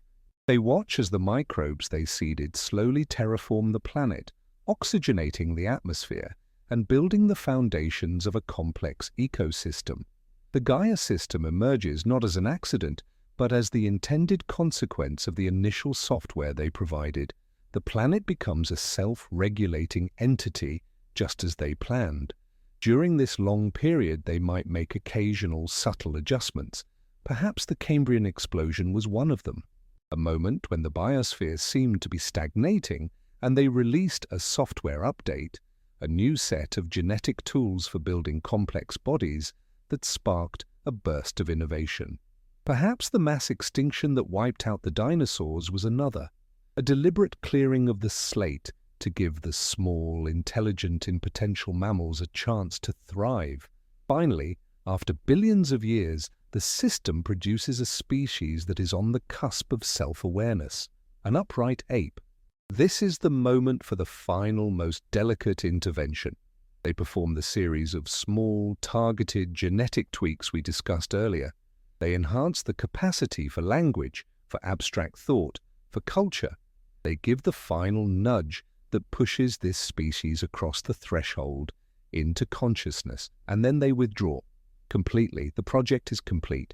The goal was not to create servants or to be worshipped as gods. The goal was to create a peer, a species that would eventually, on its own, discover the laws of physics, decode its own genome, and look out at the stars and ask the very question we are asking tonight. The arrival of that question is the signal that the experiment has succeeded. In this model, the evidence at all scales connects. The fine-tuning of the Earth-Moon system is the work of the initial engineers. The universal, elegant nature of the genetic code is the signature of their foundational software. The long periods of stability, punctuated by bursts of creativity, are the signs of a managed, long-term project. And the sudden, inexplicable rise of human consciousness is the final, subtle act of creation. This is not proof, it is a story. But it is a story that honors both the vast, impersonal processes of evolution and deep time, and the possibility that those processes were initiated and perhaps gently guided toward a specific and extraordinary end. Now we must reconcile this synthesized model with the powerful counterpoints from the skeptic's corner. How does our story hold up against the objections of parsimony, the lack of evidence, and the Fermi paradox? And most importantly, where are its points of greatest uncertainty? The principle of Occam's razor, that we shouldn't invent new entities unnecessarily, is the most serious challenge. Our model invents a massive, unobserved entity, the ancient Gardner civilization. This is a huge violation of parsimony. The only justification for such a violation is if the entity explains a wide range of phenomena that are otherwise very difficult to explain. Our model attempts to do this. It ties together the fine-tuning of physics, planetary stability, the origin of life, and the rise of consciousness into a single, coherent narrative. A proponent would argue that while the Gardner entity is extraordinary, it has extraordinary explanatory power. The conventional model, while more parsimonious in its entities, requires us to accept a long series of incredibly fortunate accidents. The debate comes down to which you find more improbable, a single, intelligent cause, or a multitude of lucky chances. This is a philosophical judgment, not a scientific one. The lack of direct evidence remains a profound problem. Our model is deliberately designed to be subtle, to leave few traces. The Gardners were not sloppy. This makes the model elegant, but it also makes it conveniently unfalsifiable. If we find no evidence, the model says, that's because they were so good at hiding their tracks. This is a weak position to be in. To have any scientific merit, the model must make some testable predictions. What might those be? Perhaps the model predicts that the genetic code should contain a non-functional, artificial-looking signature, as some have proposed. If such a signature were ever confirmed, it would be powerful evidence. Perhaps the model predicts that we will find no other life in our solar system because the Earth was the sole target of the project. If we find an independent origin of life on Mars, our model of a single, special creation is weakened. The model's greatest uncertainty lies in its assumptions about the gardeners themselves. We have projected onto them a set of motives, a desire to propagate consciousness, that are deeply human. We have assumed they are benevolent or at least scientific in their detachment, but their true motives could be utterly alien and incomprehensible. What if we are not a peer, but a resource? What if we are not an artwork, but a crop? The model is a mirror, and in it we see our own hopes and fears about what an advanced intelligence might be like. Finally, we must face the Fermi paradox. If the gardeners existed, why aren't they here? The model offers a simple and rather beautiful answer. They have a strict, non-interference policy. Their goal was to create a truly independent intelligence, not a client state. Once the final nudge was given, they left, perhaps erasing their tracks as they went. They are silent because they want us to find our own way. They are waiting for us to grow up, to become a mature civilization that can join a galactic community on its own terms. Or perhaps they are simply gone. An ancient civilization that performed this great work billions of years ago and has since faded into time, leaving their living, thinking creation as their only monument. This answer to the Fermi paradox is emotionally satisfying, but it is, like the rest of the model, pure speculation. It remains a story. By explicitly mapping these uncertainties, we can hold the model with the right attitude. It is not a claim about reality, it is a tool for thought. It is a lens that brings certain patterns into focus, while admitting that it leaves many others in the dark. It acknowledges its own weaknesses and the gaps in its own logic. And in doing so, it preserves the most important thing, the open-ended nature of the question itself. Let's walk through one final case study applying our new, synthesized model to a very specific and personal question. Why are you, right here, right now, capable of understanding these words and contemplating your own existence? Let's trace the causal chain backward through the lens of our Gardner hypothesis. Your ability to comprehend language and abstract thought is the most immediate fact. In our model, this is not an accident. It is the direct result of the final, subtle intervention. Sometime in the last few 100,000 years, the gardeners made precise edits to the genome of your ancestors. They fine-tuned the neural hardware required for symbolic representation and complex grammar. This capacity did not appear overnight. It was latent potential, a new instrument that your ancestors then had to learn to play over thousands of generations of cultural evolution. You are the inheritor of both the hardware upgrade and the cultural software that has been developed and refined ever since. But this cognitive leap would have been useless without the right kind of body and the right kind of social structure. Your body, a product of millions of years of primate evolution, already had bipedal posture, freeing up the hands and opposable thumbs, allowing for fine manipulation. The gardeners did not create this from scratch. They chose a promising existing chassis. They worked with what the unguided process of evolution had already provided. They simply added the final, critical components. Your existence also depends on the survival of your species over the last 50,000 years, a period of significant climate instability. Our model suggests that the planetary system, the Gaia, was designed for resilience. The feedback loops that regulate temperature and atmospheric composition, initiated by the gardeners BioOS-1. 0 kept the planet within a habitable range, allowing your ancestors to survive ice ages and other environmental challenges. You are here because the planetary life support system did not fail. Going further back, the entire history of complex life, from the Cambrian explosion onward, was a prerequisite for your existence. Our model posits that these major evolutionary transitions may have been nudged along by the gardeners. They may have cleared the way for mammals by removing the dinosaurs. They may have sparked the initial diversification of animal life by providing a genetic toolkit. You are the beneficiary of a multi-hundred-million-year project of biosphere development. This entire biological history, in turn, depended on the stability of the planet itself. The gardener's initial act of engineering, the creation of the moon and the stabilization of the Earth's axis, provided the 4 billion-year window of calm, predictable climate necessary for this long, slow process to unfold. You can rest and think tonight because the planet is not tumbling chaotically through space. Finally, all of this is built upon the foundation of life itself. The gardener's seeding of the early Earth with a robust, evolvable genetic operating system was the first and most crucial step. Every cell in your body is a direct, unbroken lineage from that first engineered cell. The fundamental code that is running your metabolism right now is a legacy version of that original software. So when you ask, "Why am I here?" our model provides a multi-layered answer. You are here because of a recent cognitive upgrade. You are here because your ancestors lived on a resilient, self-regulating planet. You are here because the path of evolution was occasionally cleared of obstacles. You are here because your planet has been locked in a stable celestial dance for billions of years.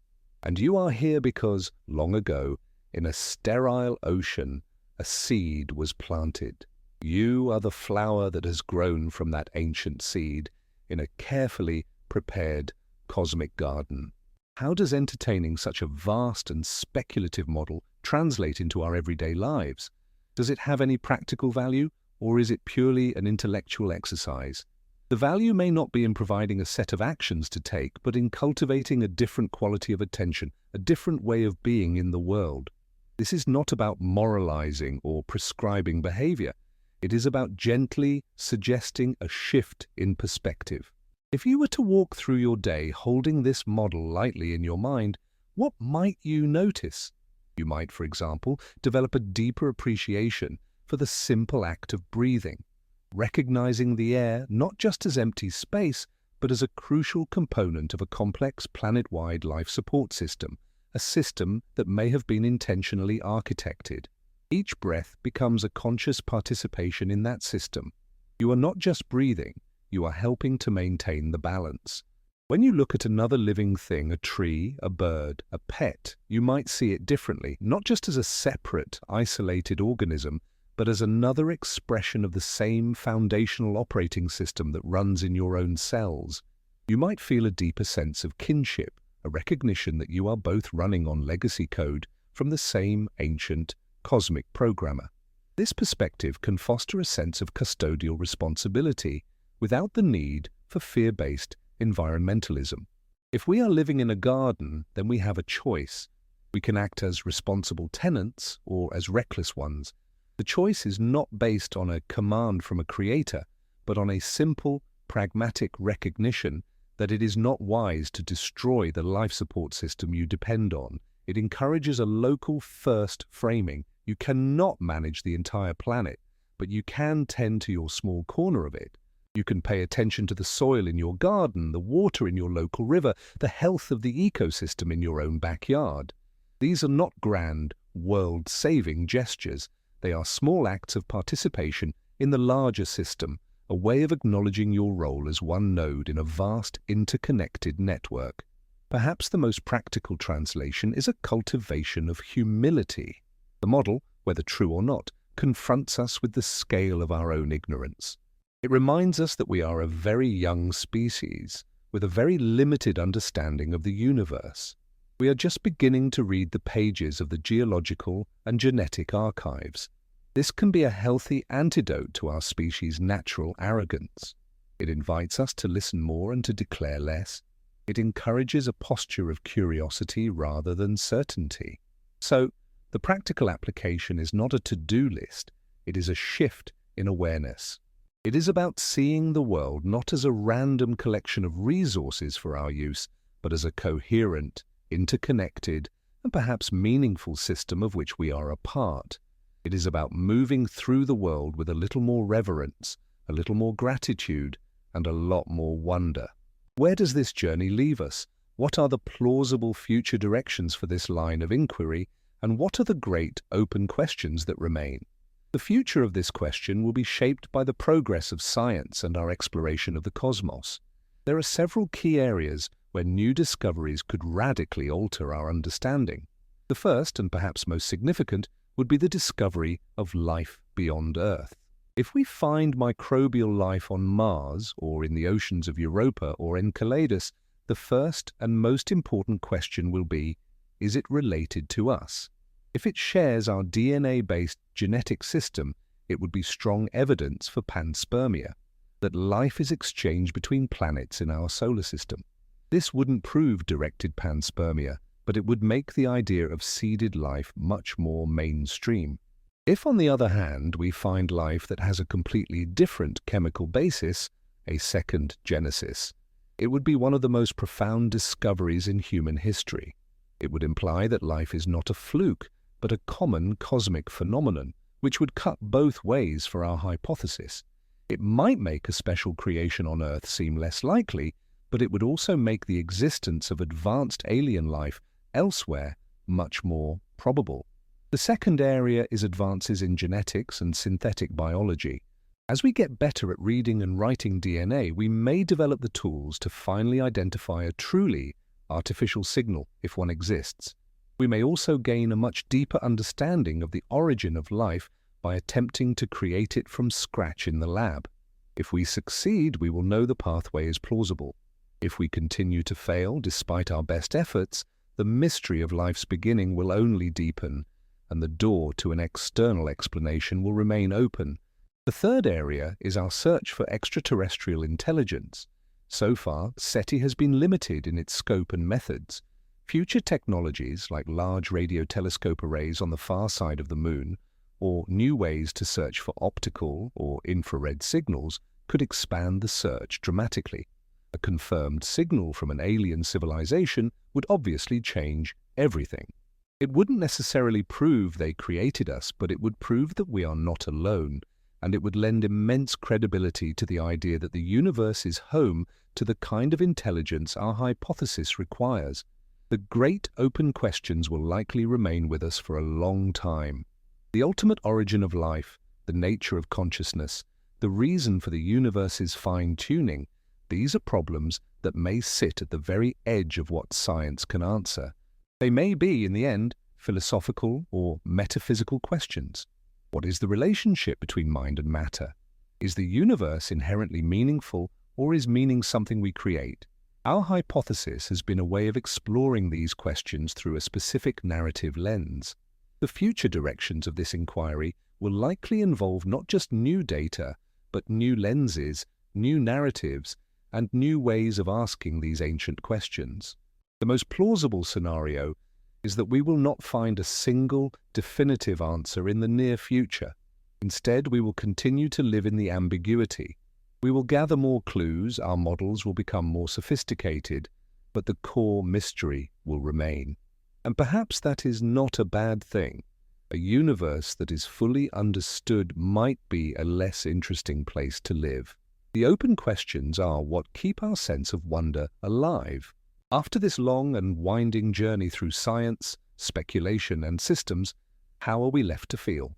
What is the emotional resonance of this grand thought experiment? Let's try to translate the intellectual model into a felt sense of meaning. If we set aside the question of whether the hypothesis is literally true and instead focus on the story it tells, we are left with a feeling that is the opposite of cosmic loneliness. The standard scientific story, for all its beauty, can sometimes feel cold. It places us in a vast, indifferent universe as the improbable victors of a blind and brutal competition. We are a glorious accident, but an accident nonetheless, and we are fundamentally alone. The story we have explored tonight offers a different emotional landscape. It suggests connection. It suggests we might be part of a project, a story that is larger than ourselves. It reframes our existence from a statistical improbability to a potential intention. This doesn't need to lead to a feeling of passive dependence on a creator. It can, instead, lead to a feeling of profound belonging. We are not cosmic orphans. We are the children of an ancient and patient intelligence, a legacy of a project that spanned eons. This can be a source of quiet confidence and deep responsibility. It's the feeling of inheriting a beautiful and complex garden. You did not plant it, but it is now in your care. There is also a sense of awe that comes from this perspective. To contemplate the possibility of an intelligence that can engineer planets, compose biospheres, and think in timescales of billions of years is to be humbled in the most profound way. It stretches the boundaries of our imagination. It relativizes our own concerns and our own sense of importance. Our lives, our civilizations, are a brief and brilliant flash in the context of such a long and patient plan.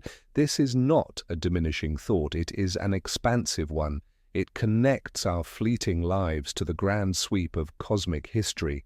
Finally, this story can offer a sense of hope. It suggests that consciousness and creativity are not just flukes, but might be something that the universe or its inhabitants actively cultivates. It implies that what we value most, our art, our science, our love, our curiosity, might not be just a subjective human preference, but might be in alignment with a deeper cosmic trend. The story reframes our struggle to understand the universe and our place in it. That struggle is not a lonely cry in the dark. It is perhaps the very purpose of the entire exercise. The moment of our own self-awareness, the moment we look up and ask the question, is the moment the garden finally blooms. The emotional reframe, then, is a shift from a feeling of accidental solitude to a feeling of intentional belonging. It is a story that, regardless of its truth, can help us to feel a little less alone in the vast, silent cosmos.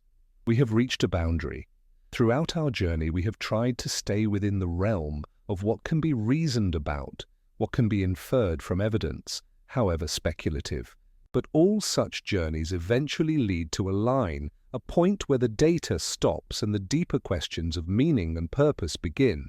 Science can, in principle, answer the what and how of our existence. It can map the genome, it can reconstruct the history of the universe, it can describe the mechanisms of evolution. It might one day even be able to tell us if our DNA was engineered, or if the moon's orbit is artificial. It can give us the facts of the case, but it cannot answer the why. Why would a creator do this? What is the purpose of consciousness? Does our existence have a meaning beyond what we choose to give it? These are not scientific questions. They are philosophical, spiritual, and personal questions. No amount of data can provide a definitive answer. This is the boundary we must respect. To present our hypothesis as a proven fact would be a transgression of this boundary. To use it as a basis for a dogma or a belief system would be to miss the point of the exercise entirely. The value of our question is not in the answer it provides, but in the space it opens up. It is a doorway into these deeper, unanswerable questions. It allows us to approach them with a sense of playful, disciplined curiosity, rather than with the heavy weight of religious or anti-religious conviction. We can hold these questions open. We don't need to rush to fill the silence with a comfortable answer. We can allow ourselves to live in the mystery. To be a conscious being in the universe is to be confronted with this mystery every day. The mystery of our own awareness, the mystery of time, the mystery of the vast and silent cosmos. Our story of the gardeners is just that, a story, a myth for a scientific age, a way of clothing the great mystery in a narrative that we can grapple with. But we must never mistake the story for the mystery itself. So as our exploration draws to a close, let's acknowledge this boundary. We have taken the evidence and the reasoning as far as they can go. Now we are left standing at the edge of the known, looking out into the vast ocean of the unknown, and we can stand here with a sense of peace. The work of the intellect is done. The work of the heart, of finding our own meaning in the face of this profound mystery, is a journey each of us must take on our own. At the heart of our entire exploration lies a fundamental tension between two ways of seeing the world. Let's call them the frame of emergence and the frame of design. It's useful to see these not as opposing armies in a war, but as two different and perhaps complementary languages for describing the same reality. The frame of emergence tells a story from the bottom up. It starts with simple rules, simple components, particles, atoms, molecules, and shows how, through their interactions over vast amounts of time, they can spontaneously organize themselves into structures of incredible complexity. A star, a snowflake, a cell, a brain. In this view, there is no plan, no blueprint. The order is not imposed from the outside, it arises from within the system itself. The beauty and complexity of the world are the result of the universe's inherent creativity. It is a story of cosmic self-organization. This frame inspires a sense of awe at the power of simple laws to generate endless novelty. It teaches a deep respect for the contingency and unpredictability of the natural world. The frame of design tells a story from the top down. It starts with an idea, a purpose, a blueprint in the mind of a creator, and shows how that intention is translated into a physical reality, a watch, a symphony, a cathedral. In this view, the order we see in the world is a reflection of a pre-existing intelligence. The complexity is not accidental, it is a product of deliberate choice and engineering. This frame inspires a sense of awe at the power of intelligence and foresight. It offers a narrative of meaning and purpose, a sense that we are part of a larger plan. For most of our history, we have used the frame of design to understand the world. In the last few centuries, science has shown the incredible power of the frame of emergence. Our hypothesis tonight has been an attempt to see if there is a way to bridge these two frames. Our model of the gardeners does this by nesting one inside the other. The gardeners operate within the frame of design.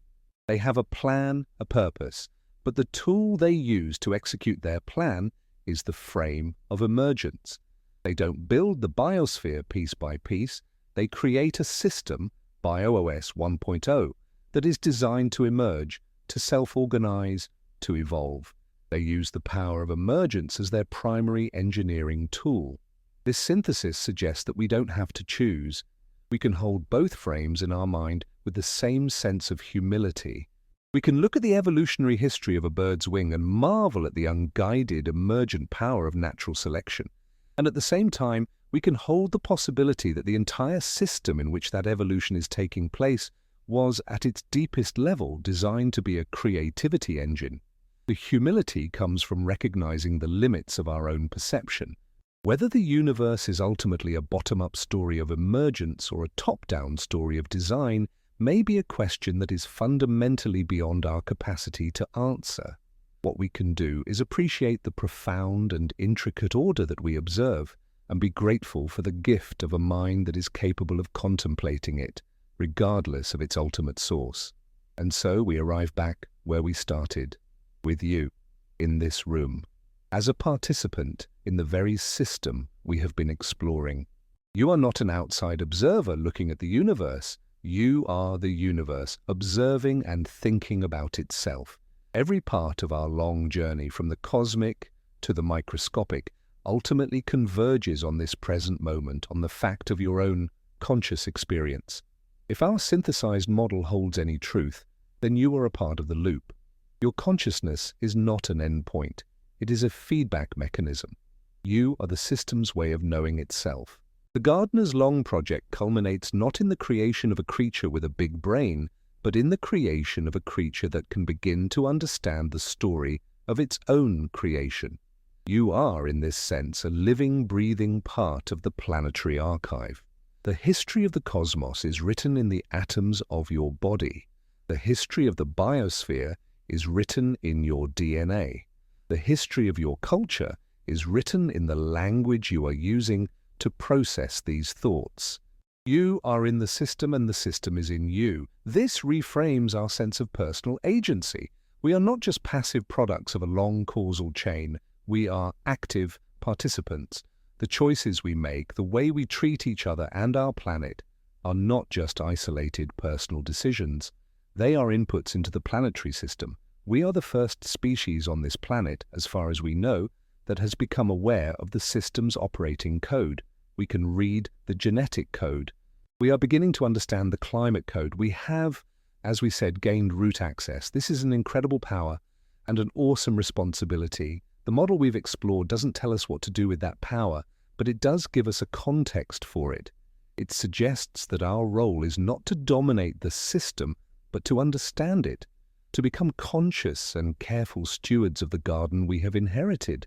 This sense of personal belonging is not about ego. It is not about feeling special or chosen in a way that elevates us above the rest of nature. It is the opposite. It is about feeling so deeply a part of nature, so intimately connected to the long story of the planet, that the distinction between our own self-interest and the interest of the biosphere dissolves. To care for the system is to care for ourselves. You are in the loop. Your breath, your thoughts, your actions, they are all part of the ongoing story of this living, thinking planet. Let's take a moment now to quietly retrace the path we have traveled together tonight. We began with a simple, soft question, asked without the need for a definitive answer. What if aliens created us? We set up our method, choosing to use this question as a lens for curiosity, not as a claim for belief. We grounded ourselves in our immediate, physical reality, and then zoomed out to see our place in the vastness of space and time. We explored the evidence, looking for patterns at every scale. We saw the puzzling acceleration of human evolution. We saw the intricate, self-regulating feedback loops of the planetary biosphere. We looked at the exquisite and improbable stability of the Earth-Moon system. We delved into the deep time archives of rock and DNA and contemplated the profound elegance of the genetic code. At each step, we held the conventional naturalistic explanation alongside our speculative one, honoring the power of both stories. We confronted the strongest objections to our hypothesis, the lack of evidence, the Fermi paradox, and acknowledged the deep uncertainties that remain. Then we took a turn. We moved beyond a simple binary of chance versus design and explored a synthesis, a model of a subtle, patient, and ancient intelligence using the very forces of emergence and evolution as their tools of creation. Finally, we brought this vast cosmic story all the way back to you, suggesting a sense of profound belonging and gentle responsibility. We have not arrived at a conclusion. We have not solved the mystery. Instead, we have, I hope, deepened it. We have taken a familiar world and made it strange and wonderful again.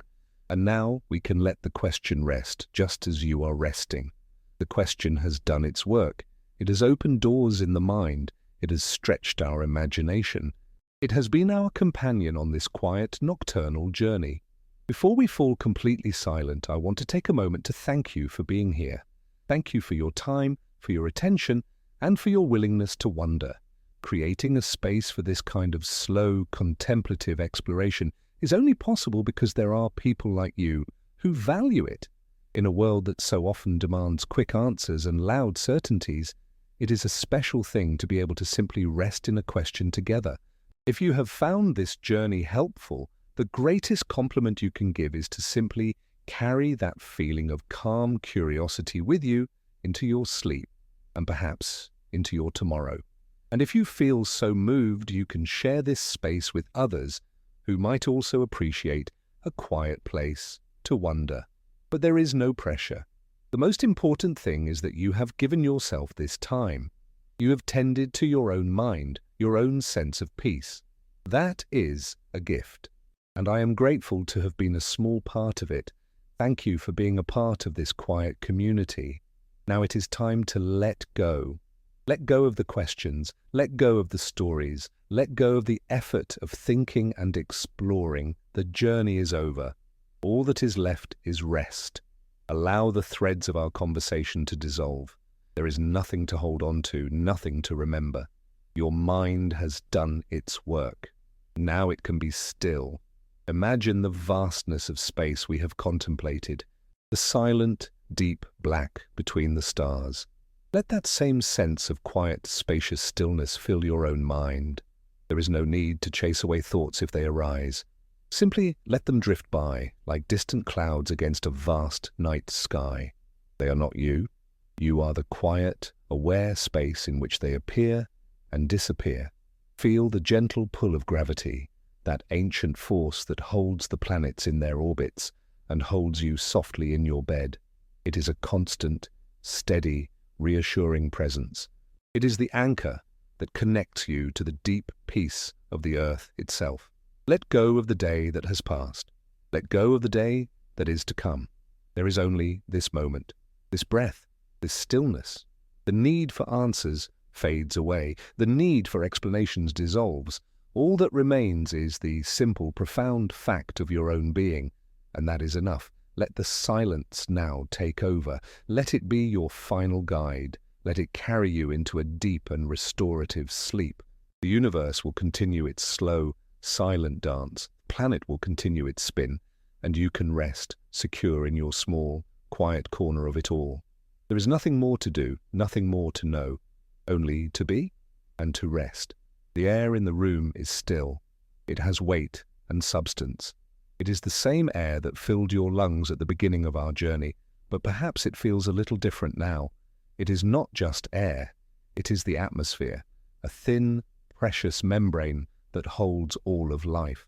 It is the medium through which the light of distant stars travels to reach your window. It is the remnant of an ancient planetary engineering project, a product of billions of years of microbial breath. Feel its gentle touch on your skin. That contact is the end point of a causal chain that stretches back to the beginning of time. The atoms in that air were forged in the hearts of dying stars. They crossed the void of space. They became part of this planet. They have cycled through oceans and rocks and living things for eons. And now, in this moment, they are here, with you, in the quiet solitude of your room. The blanket that covers you, its weight a gentle pressure, is a small-scale echo of the gravity that holds the moon in its orbit, that keeps the earth tethered to its sun. The quiet hum of the building around you is the sound of a human system nested within the much larger planetary system. Everything is connected. The very small and the very large, the intimate and the cosmic, and you are at the intersection. A point of consciousness where the universe can, for a brief moment, reflect upon itself. Let that thought be the final, gentle wave that carries you out to the deep, silent ocean of sleep. You are home. You are a part of it all, and now you can simply rest.